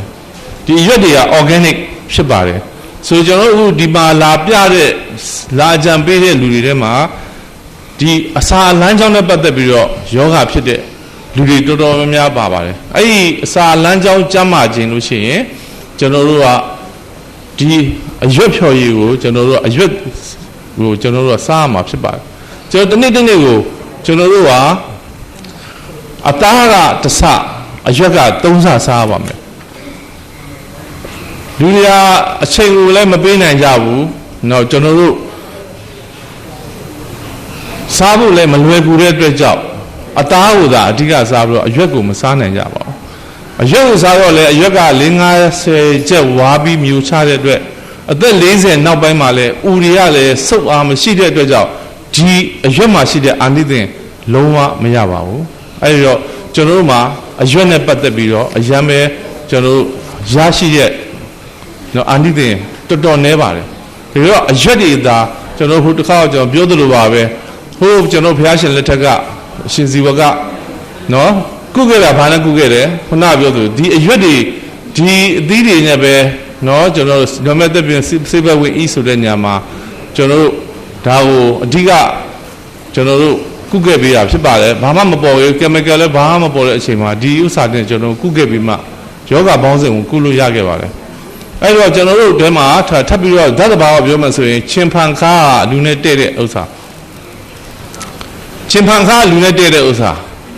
လူနဲ့မတဲ့တာချိုစငါချိုစိတ်ငါအဲ့ဒါလူနဲ့မတဲ့တာပါဆိုတော့လူတွေကမတဲ့တာကိုအကြိုက်ဆုံးဖြစ်ပြီးတော့တဲ့တာကိုမကြိုက်ဆုံးဖြစ်တယ်ဆရာတော်ဘုရားကြီးရောဆရာတော်ဘုရားကြီးပြောသလိုပါပဲကြိုက်တာကိုမစားနဲ့တဲ့တာကိုစားပါဆိုတဲ့အတိုင်းပဲကျမ်းမာခြင်းတဲ့လူအားလုံးဒီခုနကြိုက်တာကိုမစားဘဲနဲ့တဲ့တာကိုစားဖို့လိုပါတယ်တော့ခုနကျွန်တော်ဥမာဖြစ်တဲ့ယောဂကင်ဆာဖြစ်တဲ့ယောဂကင်ဆာဖြစ်တဲ့ညမှာကျွန်တော်ဥမာကြီးကင်ဆာရဲ့ဥလမ်းကြောင်းကင်ဆာဖြစ်တဲ့လူရဲ့အားလုံးရဲ့ဥတွေကိုဖြတ်တောက်လိုက်ပါအဲ့ဒီဖြတ်တောက်တဲ့ဥကိုသွားပြီးတော့ check သွားလုပ်လိုက်ပါအဲ့ဒီဥရဲ့ form က acid form မှာ acid type ဖြစ်နေတယ် acid type ဖြစ်နေတဲ့ဥရဲ့ form ကဒါကြောင့်ကျမ်းမာခြင်းကျွန်တော်တို့ alkaline type ဖြစ်နေရပါမယ်ကြောင့်ကျမ်းမာရဲ့ဥရဲ့လူရဲ့ဥကိုဖြတ်ပြီးတော့စစ်လိုက်မယ်ဆိုရင် alkaline type ရှိပါတယ်ဒါကြောင့်ကိုယ်ခန္ဓာကိုယ်မှာဥထဲမှာရှိတဲ့နော် type ကိုကျွန်တော်တို့ alkaline type ဖြစ်အောင်မလုပ်ရမယ်ခုနပြောလို့ဆရာမကြီးပြောတဲ့ဒီအရွက်တွေပဲဖြစ်ပါတယ်ဒီရွက်တွေထူးခြားမရှိပါဘူးကျွန်တော်တို့လူနဲ့တဲ့ချင်းဖန်ခါးတွေကိုကဲပြီးတော့တခြားမမိစားနေကြအသီးရွက်တွေပါပဲအဲ့ဒီအသီးရွက်တွေကိုကျွန်တော်တို့ဒါလွယ်ကူစွာခုနပြောသလိုရင်းနှီးပုတ်ပတ်စုထဲမှာ2မိနစ်လောက်ကျွန်တော်တို့ခဏစိတ်ပြီးတော့ပြန်ဆယ်မယ်ဆယ်ပြီးရင်ကျွန်တော်တို့အဲ့ဒီရည်တွေတွန်လိုက်မယ်ပြီးမှကျွန်တော်တို့ဘလန်ဒါနဲ့ရည်နူးလေးနဲ့ကျွန်တော်တို့ဖြော်ပြီးတော့စစ်ပြီးတော့တောက်ခြင်းအဖြစ်ကိုယ်ထဲမှာရှိတဲ့ဥတွေကိုကျွန်တော် alkaline type ဖြစ်အောင်ကျွန်တော်လုပ်နိုင်ပြီဖြစ်ပါတယ်အဲ့လိုတောက်ထားတဲ့လူရဲ့ဥဟာခုနပြောသလိုalkaline ဖြစ်တဲ့အတွက်အရန်တန်မာပါတယ်အရန်ပဲကျန်းမာပါတယ်ကျန်းမာတဲ့အတွက်ကြောင့်လည်းဘာဖြစ်လာလဲဆိုရင်ခုနလူမှာခုခံအားနော်ကျွန်တော်တို့ဒီခုခံအားအရေးကြီးဆုံးပါခုခံအားပေါ့လေနော်အဲ့ဒီကိုယ်ခံအားကောင်းမှုအတွက်ဆိုလို့ရှိရင်ဒါဥခုနဆရာကြီးပြောသလိုပဲဥထဲမှာခုခံအားလုံးရဲ့ 80% ကျွန်တော်ရှိပါတယ်အစားတော့မှာဆိုလို့ရှိရင်လည်းကျွန်တော်ကွေကာအုပ်ကရောကွေကာအုပ်ဒီခုခံအားထဲအစားအစာထဲမှာနံပါတ်1အမြင့်ဆုံးအစားအစာဖြစ်ပါတယ်ကွေကာအုပ်နေ့တိုင်းစားသုံးအားဖြင့်ကိုယ်ခံအားကိုအကောင်းဆုံးအခြေအနေနဲ့ကျွန်တော်တို့ဒါပြင်ဆင်ထားပြီးတော့လှုပ်ရှားအဖြစ်ကျွန်တော်ကင်ဆာတွေဖြစ်တယ်တခြားယောဂပိုးတွေဖြစ်တယ်ဆိုတာကလူမှာတော့အများအားဒီဓာတ်တွေကတော့ရှိပြီးသားပါကင်ဆာဖြစ်စေတဲ့ဥစ္စာတွေခုနဘီဘိုစီဘိုစသဖြင့်ဗိုင်းရပ်စ်တွေကအကုန်လုံးရှိပြီးသားပါ သို့တော်လည်းဒါတွေမဝင်နိုင်အောင်အတွက်ကိုယ်ခန္ဓာကိုယ်ကခုခံအားကိုပြင်ဆင်ထားနိုင်တဲ့ပုဂ္ဂိုလ်အားလုံးဒီလုံးဝအဲ့ဒီယောဂတွေဝင်ခြင်းမရှိပါဘူးဒါတော့ကျွန်တော်တို့ကိုယ်ခန္ဓာကိုယ်မှာခုခံအားဖြစ်တဲ့ resistant တွေကောင်းဖို့အတွက်ကိုကျွန်တော်တို့ပြင်ဆင်ထားရပါမယ်အဲ့တော့ကျွန်တော်တို့ဒီအရွက်ခုနပြောသလိုပဲဒီတိုင်းကျွန်တော်တို့ဒီခုနပြောခဲ့ဒီအစီတွေထဲမှာလည်းကျွန်တော်တို့အပြစ်ကင်းဆုံးအစီကတော့စီအားလုံးထဲမှာကမ္ဘာမှာအပြစ်ကင်းဆုံးစီကတော့တန်လွင်စီပါပဲတန်လွင်စီနဲ့ပတ်သက်ပြီးတော့ဘယ်သူကမှအပြစ်ကိုအများကြီးပြောတဲ့လူမရှိသလောက်ပါပဲဒါတော့တန်လွင်စီကိုလည်းခုနပြောလို့ကျွန်တော်တို့ temperature heat temperature များတဲ့နေရာမှာထားလို့ရှိရင်လည်း oxidize ဖြစ်ပြီးတော့ဒါအာနိသင်မရှိနိုင်ပါဘူးဒါကြောင့်တန်လွင်စီကိုချက်စားတာလည်းစားရင်တန်လွင်စီကိုအစိမ့်လိုက်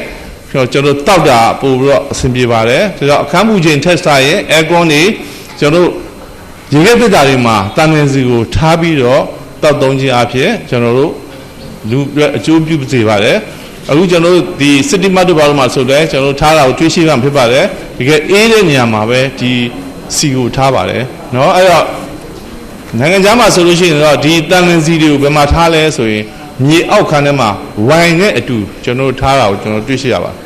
ယ်ဒီတော့ကျွန်တော်တို့ဒါထားဝင်ထားနေတဲ့လူတွေစီတော့စီပဲခုန probiotics တဲ့ဒီတိုင်းပဲသူအစွမ်းမထက်ဘူးဆိုတာခုနနော်ကျွန်တော်ဦးလေးကျမ်းမာဖို့အတွက်လည်းခုန probiotics ဒီအရေးကြီးဆုံးပဲဖြစ်ပါတယ်ဒါ probiotics ကအန္တရာယ်မရှိဘူးတောက်တော့ဘာမှ effect မရှိဘူးဆိုရင်ဒီဆေးကတနေရာတနေရာမှာအပူဒဏ်ထိပြီးတော့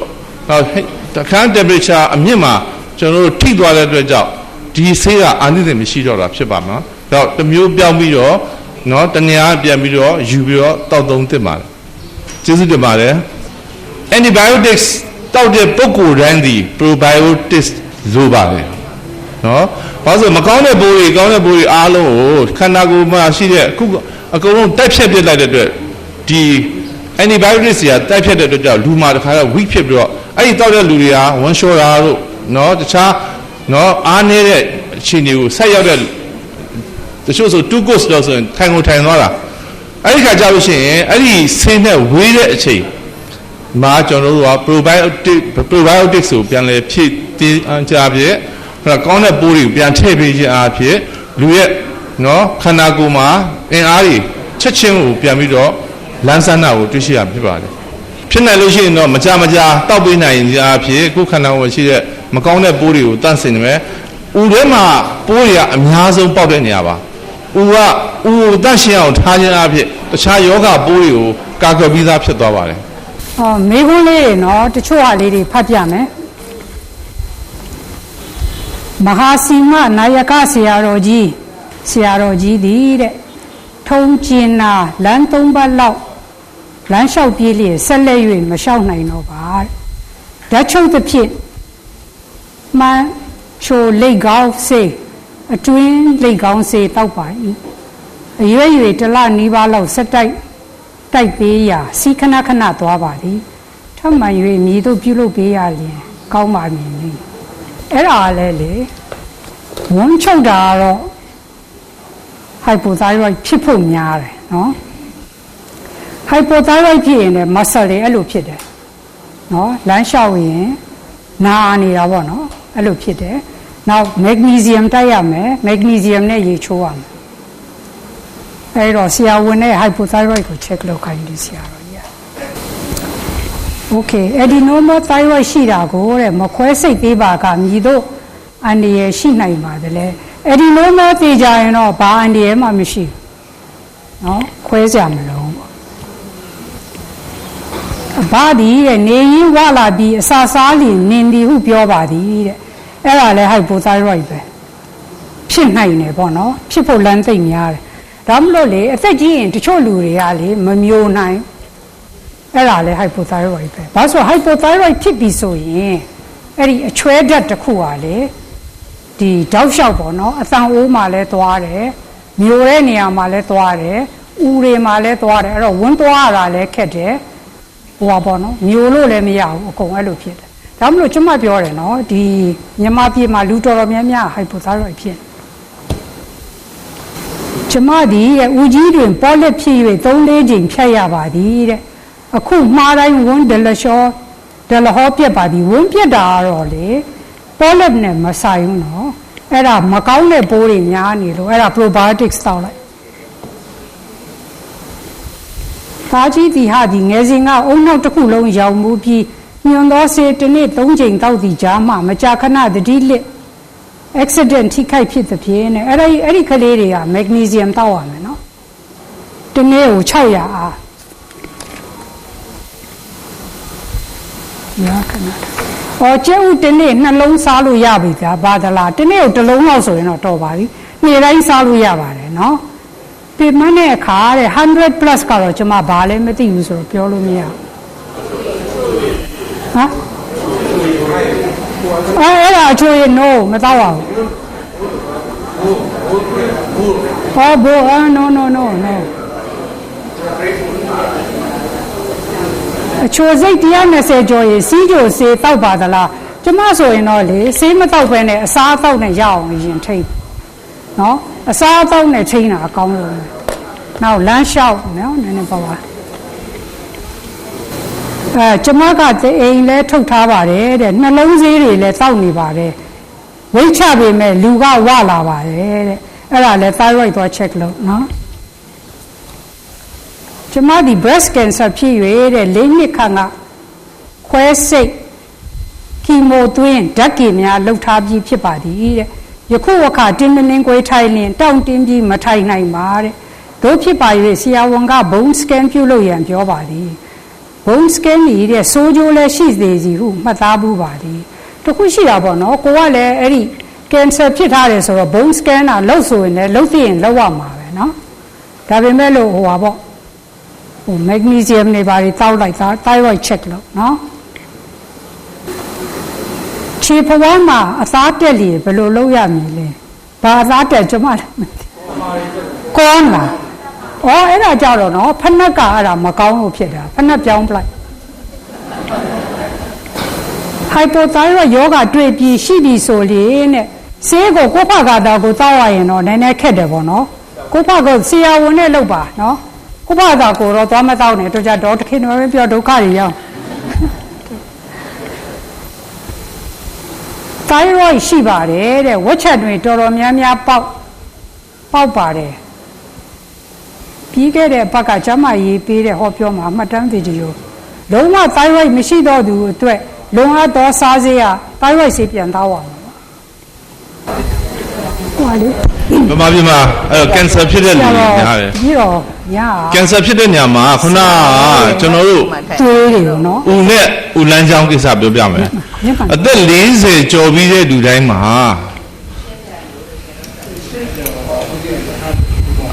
နိုင်ငံခြားမှာကျွန်တော်တို့ဒီအမေရိကတို့မှာကျန်းမာရေးစောင့်ရှောက်မှုလုပ်တာကျွန်တော်တို့အရန်ပဲလူပုဂ္ဂိုလ်တဦးတယောက်စဲကိုတခါအိမ်ပေါက်စီသွားပြီးတော့အကြောင်းကြားပြီးမှအဲ့ဒီဦးလန်းချောင်းနဲ့ပတ်သက်ပြီးတော့ဒီ scope ကိုကြည့်ရပါတယ်ဆိုရင်အစာဘောကြည့်မှဆိုလို့ရှိရင်ဒီကတော့ထည့်မယ်ထည့်လို့ရှိရင်အစာရင်တည်းထိကြည့်ပါတယ်ပြီးရင်အောက်ကစအိုကနေပြီးတော့ပြန်ပြီးတော့ဒါအိတ်ဆေးလေးနဲ့တို့ကြည့်ပြီးတော့အဲ့ဒီဥမကြီးတစ်လျှောက်ကျွန်တော်ကျမ်းမာရေးကောင်းမကောင်းပေါ်လီကြီးရှိမရှိเนาะအစာရင်ကင်ဆာဥမကြီးကင်ဆာနဲ့ပတ်သက်ပြီးတော့ရှိမရှိကိုကျွန်တော်တို့စစ်ဆေးမှုပြုရပါတယ်။ဒါကြောင့်ဒီအမေရိကန်နိုင်ငံမှာဆိုရင်ဒီဥမကြီးကင်ဆာနဲ့ပတ်သက်ပြီးတော့နော်တပည့်တော်ယူပါအလွန်ပဲရှားပါတယ်ယူရီးယားမှာဒီဖြစ်များတာကဒီမဖွံ့ဖြိုးတဲ့နိုင်ငံတွေမှာအများဆုံးဖြစ်ပါတယ်။ဘာလို့ဆိုဒီဥလန်းကိစ္စကိုအများအား9နှစ်တစ်ကြိမ်6နှစ်တစ်ကြိမ်စစ်ပေးခြင်းအဖြစ်မိရဲ့ခန္ဓာကိုယ်ထဲမှာရှိတဲ့ဒီဥလန်းကြောင့်မှရှိတဲ့ဒါဒီ polyp တွေရှိရင်ဒါလေးဖြတ်ထုတ်လိုက်ရုံပဲအဲ့ဒီ polyp လေးကိုကျွန်တော်တို့ကဒါ biopsy လုပ်မယ်ကင်ဆာဖြစ်လို့ရှိရင်လည်းကုလို့လွယ်ပါတယ်ကင်ဆာမဖြစ်ဘူးဆိုလို့ရှိရင်လည်းကျွန်တော်ဘာမှပြဿနာမရှိတော့ပါဘူးနောက်တစ်နှစ်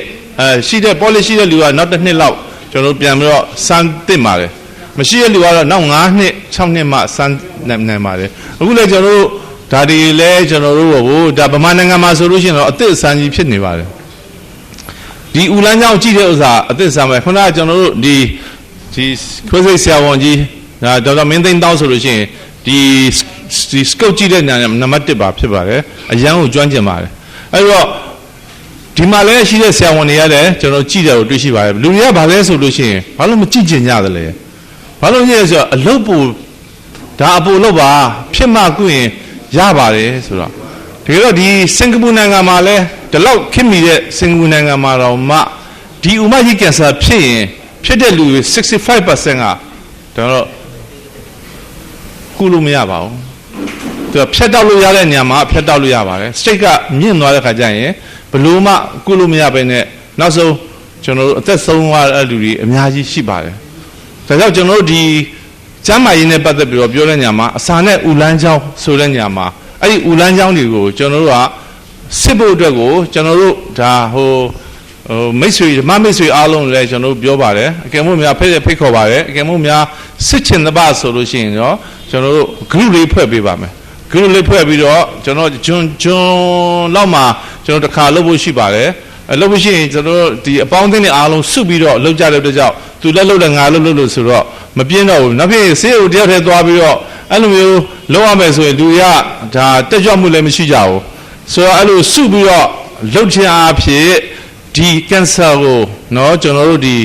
ဥမကြီးကင်ဆာကိုကာကွယ်ပြီးသားဖြစ်ပါတယ်အရန်လွယ်ပါတယ်ဒါတော့ဒီလိုလွယ်တဲ့ကိစ္စတစ်ခုကိုဘာကြောင့်များတော့တချို့ကအစင်းကြီးမျိုးမျိုးပေးပြီးတော့ကျွန်တော်တို့ရှောင်နေကြတာအထူးဖြင့်ဝန်းပြတ်တဲ့လူနော်ဘိုက်အောင်ဘိုက်ဦးနဲ့ဦးစာလန်းကြောင်းမှာယောဂဖြစ်တဲ့လူနော်ဝန်းသွားလို့ရှိရင်သွေးစသွေးနာပါတဲ့လူနော်ကျွန်တော်အဲ့ဒီပုံကိုယ်တွေကအများဆုံးစစ်တဲ့ပုံကိုယ်ပဲဖြစ်ပါတယ်ဘယ်လိုဖြစ်ဖြစ်အထင်းမှာကျွန်တော်တို့ကမတွေ့နိုင်တဲ့ကိစ္စအဲ့ဒီမတွေ့နိုင်တဲ့ကိစ္စတွေအားလုံးကိုပုံမှာကျွန်တော်တို့ကစစ်ပေးခြင်းအဖြစ်နော်ကျွန်တော်တို့အနိကဒီမှန်ဘလူးနေနဲ့တေးချာကိုကြည့်တာဒီဥသားတစ်လျှောက်လုံးမှာဘာတွေရှိသလဲခုနကအဖူလေးကြိတ်ရှိလားနောက်ဒီနောက်ဖြစ်ဖို့အလားအလာများရှိသလားဆိုတော့အနိကကျွန်တော်တို့ဆရာဝန်ကြီးတွေကတေးချာကြည့်ပြီးမှဓာတ်ပုံတွေတေးချာရိုက်ပြီးမှနော်အထက်မှာကျွန်တော်အစာလမ်းကြောင်းမှာအစာအိမ်မှာကဲမှုများဒီပိုးတွေရှိလို့ရှိရင်လည်းအဲ့ဒီပိုးတွေကျွန်တော်တို့ကနော်စားစေးတစ်ပတ်10ရက်တောက်ချင်အဖြစ်ပြောင်းနိုင်တယ်နော်အစာအိမ်ရောင်လို့ရှိရင်လည်းကျွန်တော်တို့2ပတ်3ပတ်ဆေးပေးပြီးတော့လည်းပြောင်းနိုင်တယ်ထို့နည်း၎င်းပဲဥမကြီးမှာခုနကပေါ့လက်လေးရှိလို့ရှိရင်လည်းဖြတ်လိုက်လို့ရှိရင်လည်းကျွန်တော်တို့ပြီးသွားတဲ့ကိစ္စအဲ့လောက်လွယ်ကူတဲ့ကိစ္စတစ်ခုကိုကျွန်တော်တို့ကမလုပ်ဘဲနဲ့ယောဂါကိုမွေးထားမယ်ဆိုရင်အရန်ပဲခက်ခဲပါတယ်ဘယ်တော့စစ်တဲ့လဲဆိုလို့ရှိရင်အခုချက်ချင်းစစ်တဲ့ပါတယ်နော်မနှက်ဖြန်တို့တပတ်ခါတို့မဆိုင်သင့်ပါဘူးဒီကိစ္စမျိုးကတကယ်ဖြစ်လာတဲ့ခါကျရင်အဲ့ဒီကြော်သွားတဲ့ရက်လေးတွေကိုပြန်လို့ခြင်းပါတယ်ဆိုရင်ဘယ်တော့မှမရပါဘူး sorry ပဲဖြစ်ပါတယ်ဒါကြောင့်ကျွန်တော်တို့ဘယ်တော့စစ်တဲ့လဲဆိုရင်အခုချက်ချင်းစစ်တဲ့ပါတယ်လို့ကျွန်တော်ပြောချင်ပါတယ်ဒါတော့ဒီကျမ်းမာရေးပညာပေးနေတယ်ဒါတကယ်ကိုနော်ဗမာနိုင်ငံမှာဆိုလို့ရှိရင်တကယ်ကိုလိုအပ်ပြီးတကယ်ကိုစစ်တဲ့ဒီကိစ္စမျိုးလည်းဖြစ်ပါတယ်နောက်ခဏစနွေးနဲ့ပတ်သက်ပြီးတော့ပြောမယ်ပြန်ပြီးတော့လေဒါကျွန်တော်တို့စနွေးကူတောက်ကြတယ်တချို့ကပြောတော့နည်းနည်းကင်ဆာဖြစ်တဲ့လူကတောက်လို့ရတယ်ကင်ဆာဖြစ်တဲ့လူအထူးတောက်ဖို့လိုပါတယ် breast cancer နော်တင်ကင်ဆာစသဖြတ်ထားတဲ့လူတွေပန်သွေးကျွန်တော်တို့ကအနည်းဆုံးဟိုကတစ်လုံးစားမယ်ဆိုရင်သူကနှစ်ဆလောက်တော့စားသင့်ပါတယ်ဘာလို့ဆိုဒီကောင်ဒီကာကွယ်ဖို့အတွက်ကိုအဓိကပဲထပ်ပြီးတော့ကျွန်တော်ပြန်မပေါ်လာဖို့ကအရေးကြီးပါတယ်ထို့တော့အချို့ကလာကြပါတယ်ကျွန်တော်စရင်ပေးရဦးကျွန်တော်အလုံးပေါင်း9000ခွဲလောက်ကျွန်တော်ကုန်သွားပြီပထမပိုင်းကျွန်တော်ပြောပြဒီခွေထွက်ပြီးနောက်ပိုင်းမှာကျွန်တော်လည်းအဲ့ဒါကက်ရှူးတွေကိုဆက်လက်မလုံနိုင်သေးဘူးလုံနိုင်တော့အခုလောလောဆယ်ကတော့ဆရာမကြီးတွေကဓမ္မဗျူဟာမှာရှိတဲ့ဆရာမတွေအတွက်တော့အခုအလုံး800 1000လောက်ကျွန်တော်လှူဒန်းပြီးဖြစ်ပါတယ်နောက်တခြားပုဂ္ဂိုလ်တွေကတော့ကျွန်တော်တို့ဒီစနွင်းကိုအစစ်ရရင်လည်းပြီးသွားပါပြီကျွန်တော်တို့ဒီ teaspoon နဲ့1 third ကိုခုန olive oil ဇွန်းကြီးမှာကျွန်တော်ထည့်ဖြော်ပြီးတော့ကျွန်တော်တောက်ခြင်းအဖြစ်ကျွန်တော်တို့နော်အဆင်ပြေပါတယ်ဘာလို့ဆိုရေနဲ့တောက်တာဆိုင်ခုန olive oil ဒီမှာတောက်ခြင်းအဖြစ်ဘာလဲဆိုရေမှာဒီဥရဲရောက်လို့ရှိရင်ဒီစနွင်းတွေကမဆွဲပါဘူးအစာအိမ်ထဲမှာပဲသွားနေတယ်ဒီဥစ္စာကြတော့ကျွန်တော်တို့ဒီ olive oil နဲ့ကျွန်တော်ထည့်တော့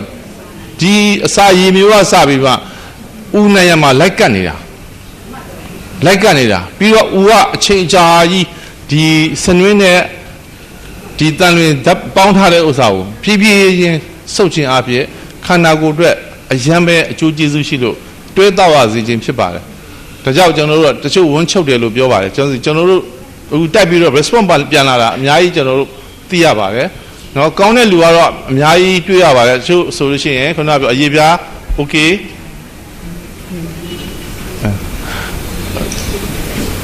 တချို့က response ပြန်လာတယ်ကောင်းတယ်သို့တော့တချို့ဝန်းချုပ်ပါတယ်